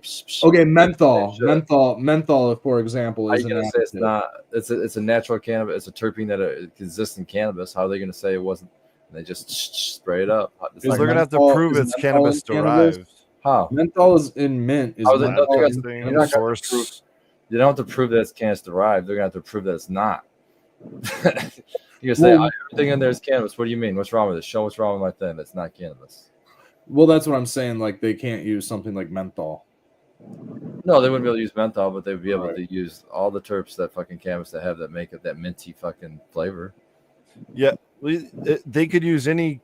They could use true According terp to this product. regulations, they could use any cannabis-derived terpenes Yeah. and That's any my kind point. of assortment of them. Yeah, They would not be able to use botanical-derived terpenes. I don't know what true terpenes are. They whether they're wouldn't even know the cannabis or- difference, though. from How are hemp. they going to know the difference? Well, that's the thing. They probably won't. They Other won't. than walking through those, unless they bottles, regulate, they would have to regulate the supply chain. They would have Well, to they're have, not going to. They don't have they the would have ability the to do supply that. chain under metric. Exactly. They would Yeah, have they to can't have do that. terpene producers from Hawaii, from China. They would have to have terpene producers from India and China in metric. Like it wouldn't make sense. Well, here's the thing: if it's cannabis derived, wouldn't that have to come from a processor? Those terpenes. If it's cannabis, if they can even, like I said, they how do they know it's They'd cannabis? have a problem in a courtroom. Fucking if it's not in metric, right? If they're just no, it would be in metric. Red, terpenes. slow down. Think about this. If it's cannabis derived, if it's non-cannabis ingredients are not permitted in pre-rolls, right? That means it has to be cannabis derived ingredients. If it's cannabis derived ingredients, it has to come from within the metric market. So theoretically, I'm not saying this is how it's going to go down, but theoretically, they should be able to look through that metric chain of events and find out where those terpenes that they added came from. And if it came from true terpenes who's not from within the, the state or the metric system, well, then they're fucking illegal. Not saying that they're ever going to get caught, but I think that's the goal here. I don't think. Yes, assuming that somebody doesn't challenge this and say, well, hemp is 100%. legal, and terpenes are cannabis, and they do the whole 2018 Farm Bill, but the CRA still has to. I don't think the CRA can afford to even take anyone. It'll take one lawsuit. Yeah, it cannot afford to take somebody to court and say we believe that these were not cannabis-derived terpenes, and the court says prove it. They can't afford that. I don't think. Well, they would just say the client has to prove it. You know, the client doesn't. You don't have to prove yourself innocent, man. They have to prove you guilty. The burden of proof is on them. You have to prove that you did something wrong. They would not be able to. Yeah, like if there's nobody monitoring if my stance is this is a natural product this is cannabis product, then their stance has to be it's not. They got to prove it. That's what I'm saying. They can actually make you prove that at any point. They can walk in and say, where the fuck are these terpenes coming from? I'd say if you don't, they can fucking take whatever action they want against you. I'd say, dumbass, it came from the plant. What do you mean? They're gonna say, show me the processor and show me the paperwork. Okay, I'll show you the processor. See that? That's my grow room, bitch. That's what grows the plants. Okay, and how are you processing those terpenes that you're not allowed to do with Mr. Only Class C license? What terpenes? That you're putting in your pre-rolls. The terpenes are synthesized in the plant that I grow. No. But if you're marketing it as infused with terpenes, we're not talking just flower here. Why would I market it as anything like that? Because we're talking there's pre-rolls and infused pre-rolls. No one's gonna check the terpene content on just a flower pre-roll. We're talking about something that's infused, that's had products added to it, whether it's keef, whether it's terpenes, true terpenes, real terpenes, botanical terpenes, whether it's BHO wrapped around it, whether it's a donut. Those are all infused products. They're gonna have to prove where all those different cannabis-derived products came from, theoretically here.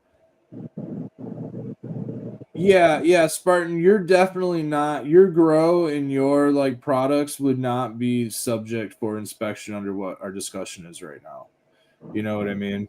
You wouldn't be under question if you're using botanical terpenes because your products probably wouldn't be marketed infused with terpenes. You know what I mean? Where others actually say infused with whatever. I missed the whole marketing thing in there. I didn't see that. Yeah. Well, that's just kind of that's just speculation for how you're going to get yourself busted, right? I mean, spray terps. yeah. I mean, if you're using it, if your products have it, then you're going to get the complaint. Then you're going to get inspected upon. You know what? Maybe we should continue reading his take on this. We never even read that. All right. So no more fake terps in cannabis product. Those short, artificially flavored pre-rolls. Cheaters. The biggest ones in the state. Consumers gain transparency into what they're purchasing. Final products like infused donuts will now be tested as a whole, not just the individual components. What do you think about this move towards stricter testing? So yeah, this is, I guess, specifically about things. So I guess what I'm saying is, what would stop people from just fucking using terpenes, like actually spraying terps and not saying anything, and not claiming terpenes? Well, then you have to market the lab result, because otherwise, why are you spraying terpenes on there? Maybe because it's a remediated product and you're just trying to pass it off to the retailer. Maybe you just want to offer the same product before the regulation. Maybe the people that are also, I would assume the people that are willing to spray now are willing to spray the same shit later. So just to get around this, why wouldn't they just spray with a botanical terpene and say we didn't spray it with anything? But why though? Because it tasted the same. But now it doesn't say it's a spray pack. It doesn't have to. It's going to be the same product. People people want the spray pack. But they want it because of the way it tastes. They don't want it because it's the packaging. They want it because it's in it. So if you offer the same product, they're gonna want that too. I actually don't think they want it because it's. I think it's all a marketing. It won't gimmick. get control. It won't get controlled unless there's a complaint. If this isn't something that they're going to be able to, or unless they go and inspect your facility and find artificial terpenes.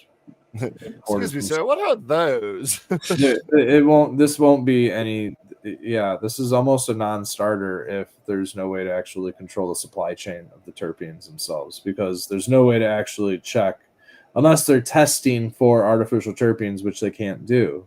You know, terpenes, terpenes. So they can't tell whether it's botanical unless there's some sort of genetic marker.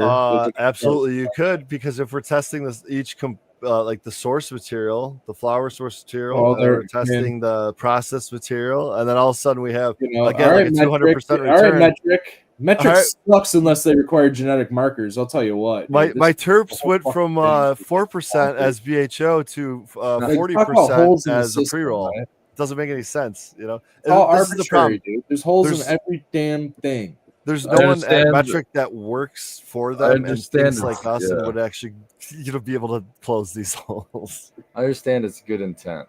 That there's good intent, but I'm looking at this and I can see like overreach like a motherfucker, and it doesn't really work. Like, at one point, it's going to go the other way to where the market's going to be fucking. You're gonna go try to get a joint for $10 because you got to pay fucking $9 in regulations. I'd like to test it in final form. Now, if they're testing for terpenes and if it's like hitting some unnatural number, I guess at that point they would know that there'd be a red flag to go and do an inspection. But would they, they extort you for fucking they're fine. Exactly. So they'll definitely be there. Don't worry, they'll be knocking on the door. Yeah. A retest in the lab, a test on the back. Yeah, I don't know, man. Like, I mean, you're talking, yeah. How are you to tell me that my flower's not that good that I'm pulling 12%? I'm pulling 42% terpenes, baby. It's oozing out of there. It's literally mush in my hands. All right. Honestly, I think safety testing is a good thing. Is it safe to consume? But past that, why the fuck are we going through this? I mean, honestly, I don't even mind why are we funding? The money the system makes and the syntax, whatever you want to call it, goes to fund the system partially. Why are we spending that fucking money to fucking do that? To make more regulations and make it more expensive for the end consumer. I think canagars and all that shit should be tested for heavy metals and pesticides. Everything, yeah, I agree. If everything else is subject to testing for that stuff, then so should the delivery devices be subject for testing. I agree with that. Yeah, but they are. They generally are. Rolling papers are generally tested for in their market to be smoked. I would imagine for like. I would hope so. I have no idea about smoking product regulation, but I would imagine it is. All right, before we beat a dead horse, let's move on. Tag and track new plant tag rules. So draft update: growers will now be required to physically attach plant tags to cannabis plants once they reach 8 inches tall. I think they were allowed to just like throw them in the pot or something. These tags must stay in place during the curing and drying phases. No, you had to always have them on the plant tags. They're constantly still now fucking give it. They're still to this day during inspections pissed off. That was one of the things we would do when we knew an inspector was there. We'd run up and put the fuck and take them out of the fucking 1 gallon pot and put it on the fucking little tiny plant and have it bend all over. Stupid as fuck. But we put it on there for them so that we could fucking show them that it was on there. Even though it's logical. So that they used to like give you some room on that, or like what was the rule? I don't know what the difference is here. That's what I'm saying. I don't understand it because that was the rule when I worked there, and that was fucking way early. Yeah, I always thought that all the plants had that's what I mean. I always thought all the plants had to have tags, and this is almost all the tags came up. That other one, anyways, that talks about all the batches and everything needing to be tagged. Like, why don't they just take the language on that and say at 8 inches tall? Like group at 8 inches tall in with that other language, and it kind of solves this whole. I mean, maybe. Yeah, I don't know. I still need an explanation why we need a tag on every fucking plant. I think it's the stupidest fucking waste of goddamn plastic. Because Metric's gotta make their money. Yeah, fuck that. It's stupid. All right. I think there is another page after this, but require marijuana businesses to there's that H again. Businesses to adhere to recognized cannabis standards for general operations, quality systems, cultivation, processing, sampling, testing, and other cannabis standard practices published by an approved independent third party named for Growly require marijuana businesses to keep and provide evidence of compliance for adherence to the published standard. You're going to love this one, Spartan. So Michigan is stepping up with new cannabis standards for operations, quality systems, cultivation and processing, testing, and more. Here's why this is a game changer. CLL takeaway. Boosts trust, consistent, high quality, safe products for all. Industry growth puts Michigan on the map for cannabis excellence. Fair and transparent. Clear rules equal better business and regulation. Innovation ready. Encourages cutting edge ideas and practices. More regulation ahead. Businesses will need to meet higher standards and provide proof of compliance. So he says GACP-GMP certified by ISO. If you've worked in a factory, you'll know what all that means, and it's a bunch of fucking bullshit.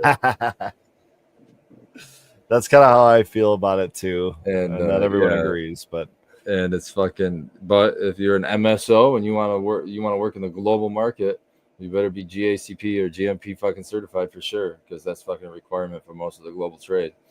Mm-hmm. So a lot of those big companies are already there. They're probably already there, and that's probably lobbied for that change. Yes, I think there was definitely that's going to be, your $50 fucking handicap fucking stickers, and you have to post these special things on the wall for another fucking $200. All the OSHA stuff. Yeah. It's just, whatever. Yeah, it's going to squeeze all the little guys. It's definitely more regulation. It's definitely going to make it more expensive as a startup cost and a barrier to entry, especially for the little guys. I again, it's like I get the intent behind this, but you better separate this out for 50 million plus or 25 million plus or something like that. This is the killer of craft. We will 100%. Not accept craft. We will not accept craft. We will not accept. You have to conform to our industrial rule. That's what this is. But I also do know that even about 3 years ago or more, 3.5 years ago, we knew this was going to happen. And when it came time to consult with facilities that were getting built at the time, they had this in mind. You know what I mean? They weren't cutting corners because they knew if they wanted to exist 5-10 years down the road, they'd rather do it now than retrofit, basically. Let's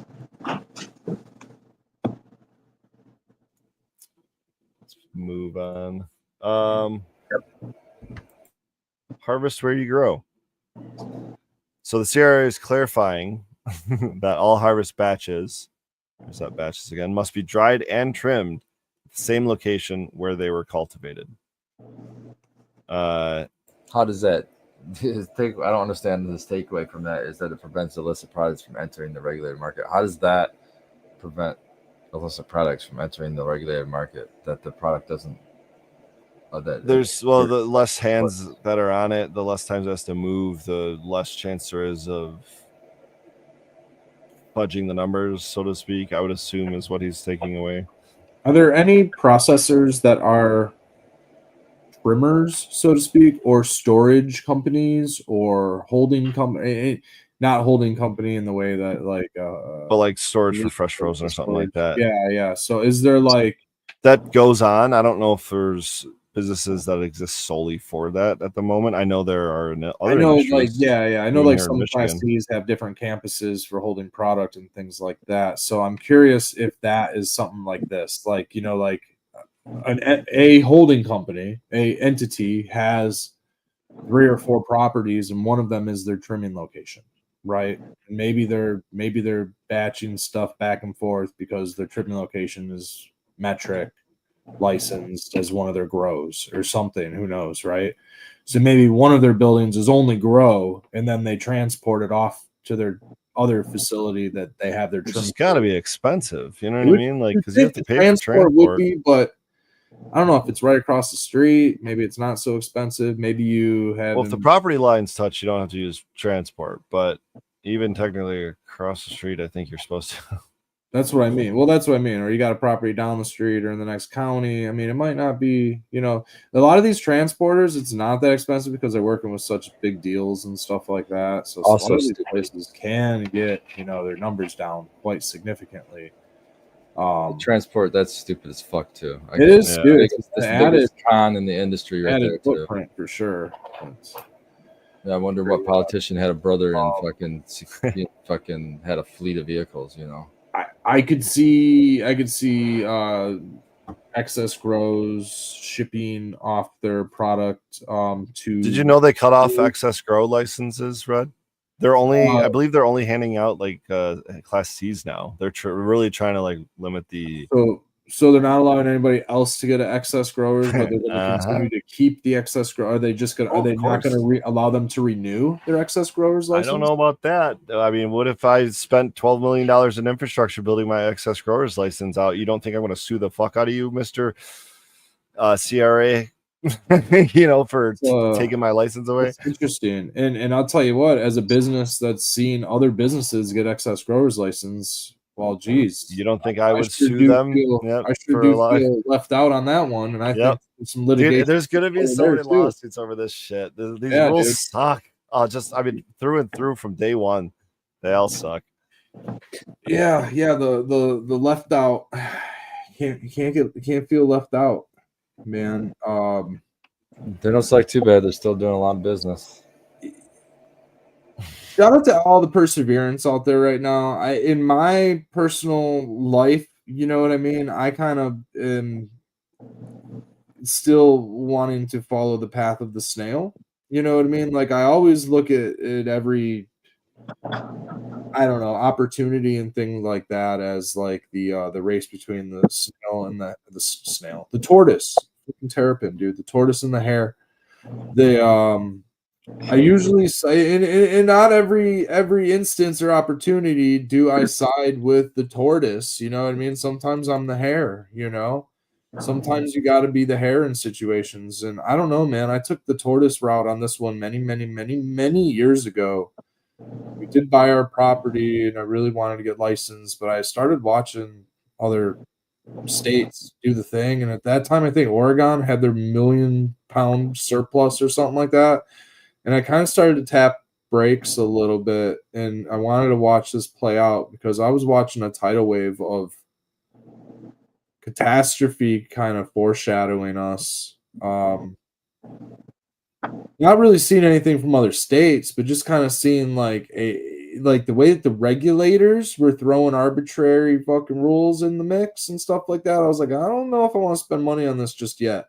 I don't know if I want to spend somebody else's money on this just yet. That was it for me, bro. You know what I mean? I was like, I gotta wait this out. Let this flood fucking settle because there's gonna be some changing in the laws that might not benefit me in the future. And so I kind of was like gung ho at first, and really like after the whole the whole MMFLA thing was like townships have to opt in, and then on our TMA said townships can opt out, and I was like, everybody's doing different things, and this is getting weird.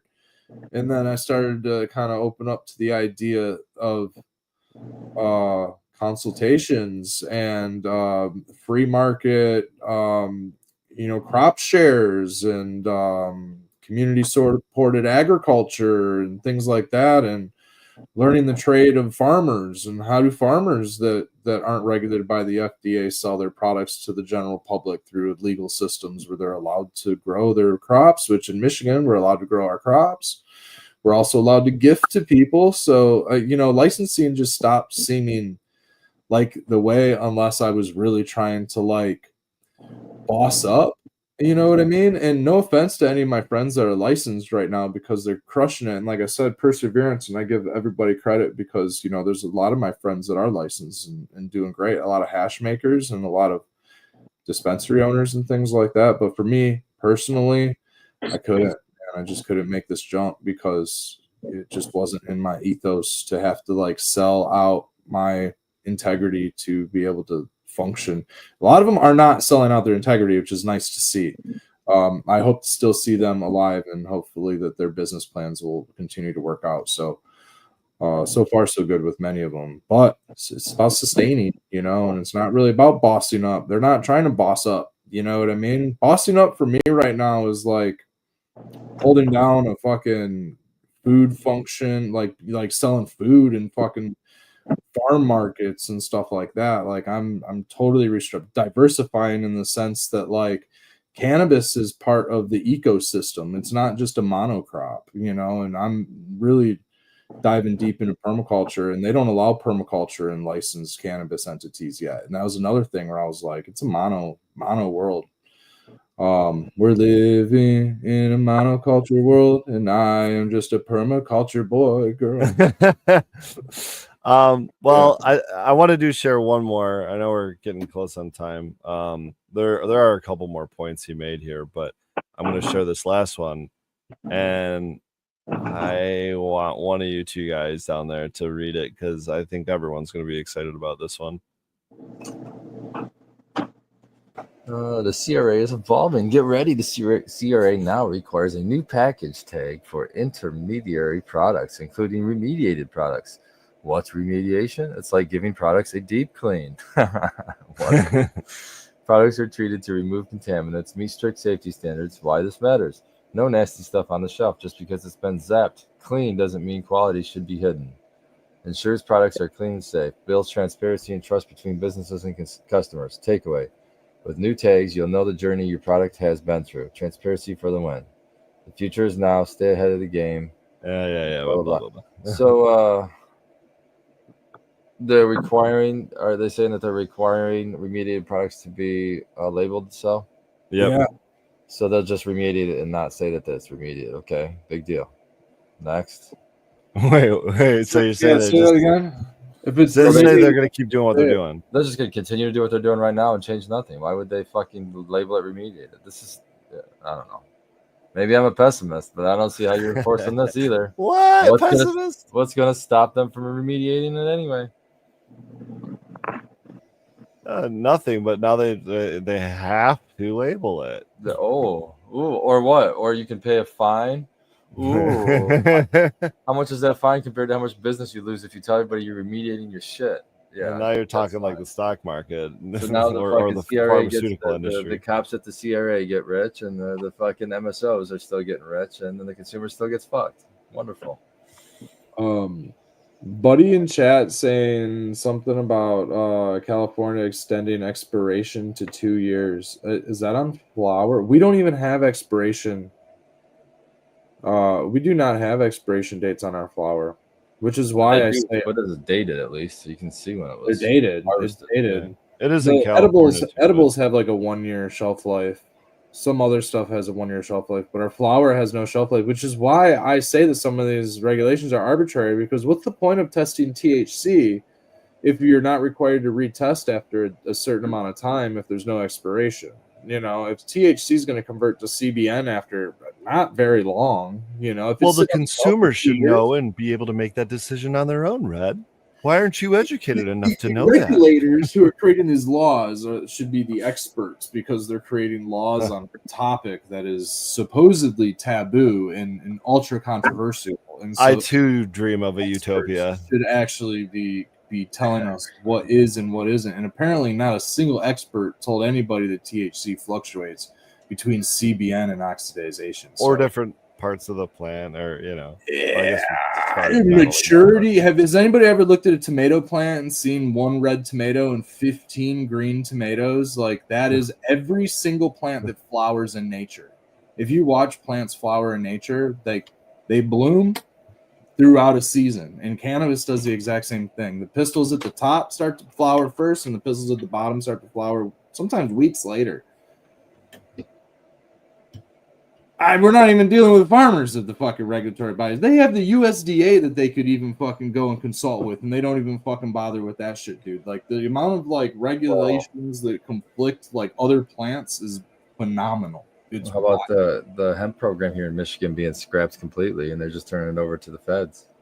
So now if you want to grow hemp in Michigan, you have to go through the federal government, which is kind of nice because it's a zero licensing fee, but you have to get a USDA regulator out there to test your hemp because the state's not involved anymore because they didn't have enough people pay the or enough people get licenses to pay the program. It wasn't enough. Wait, really? When was that? I didn't hear this one. This is That was this recently, we're 5 yes. minutes. We only have 5 minutes for this topic. That's not enough time. And do you think that's going to happen to our medical program in the next year or two? And Honestly, do you think that will dude, happen I'd to rather our go cannabis do- program once it goes federally legal?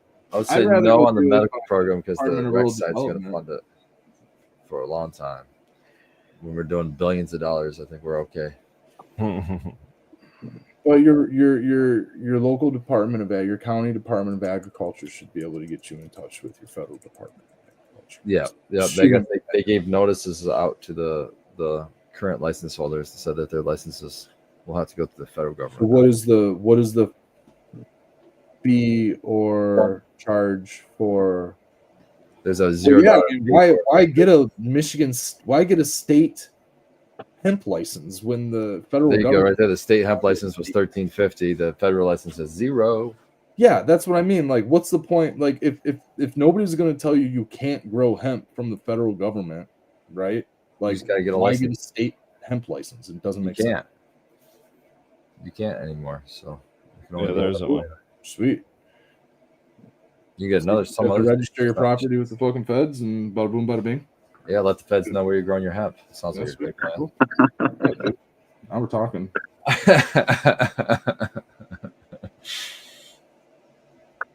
I That's mean, one less. I mean, it's small one fish less. in the grand One less scheme. agency to deal with, anyways. I mean, if it's, I didn't understand why the state had any jurisdiction in something that was federally legal in the first place.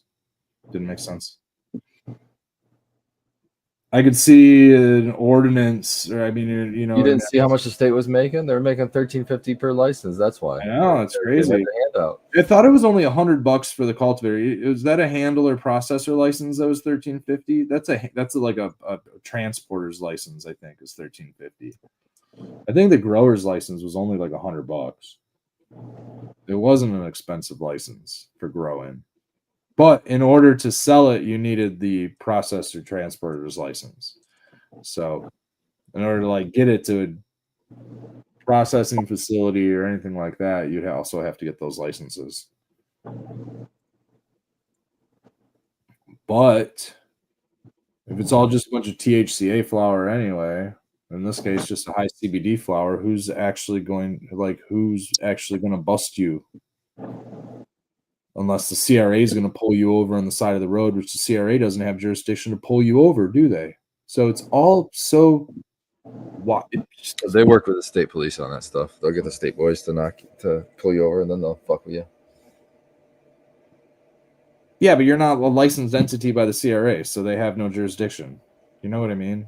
Right. Like it's the CRA, unless you're a licensee, doesn't matter really. Like they have no jurisdiction.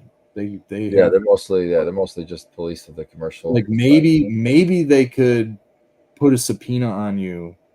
Maybe they could like file charges against you for, I don't know. No, they would have to recommend it to the like the State Department or the DEA.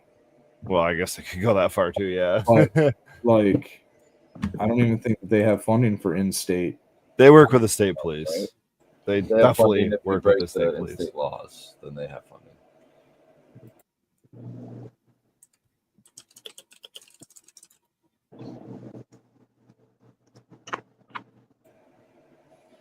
Well, you guys got anything coming up this week? I mean, we all assume had a good Thanksgiving. We got Christmas, probably not, only a few weeks away at this point. But 21st is that craft fair. Hope to see you guys all there, along with Red, of course. And I think this I weekend is the Country Roots Sun-Grown Cup this weekend on the west side of the state. I don't think I'm going to make it out there, but that's going on. Yeah, I I'm saw gonna try that. it. That I looked want to fun. try to make it out there Saturday. Let's see if I'm able to. Yeah, it's going on. It looks like the 13th and 14th, so Friday and Saturday. Nice. Yeah, Shout that out to looked Chris fun. out there, Country Roots. Holding it down on the west side. All right, guys. Well, everybody have a great weekend, and we'll see you probably next week for another MBGS. Cheers, everyone. Bye.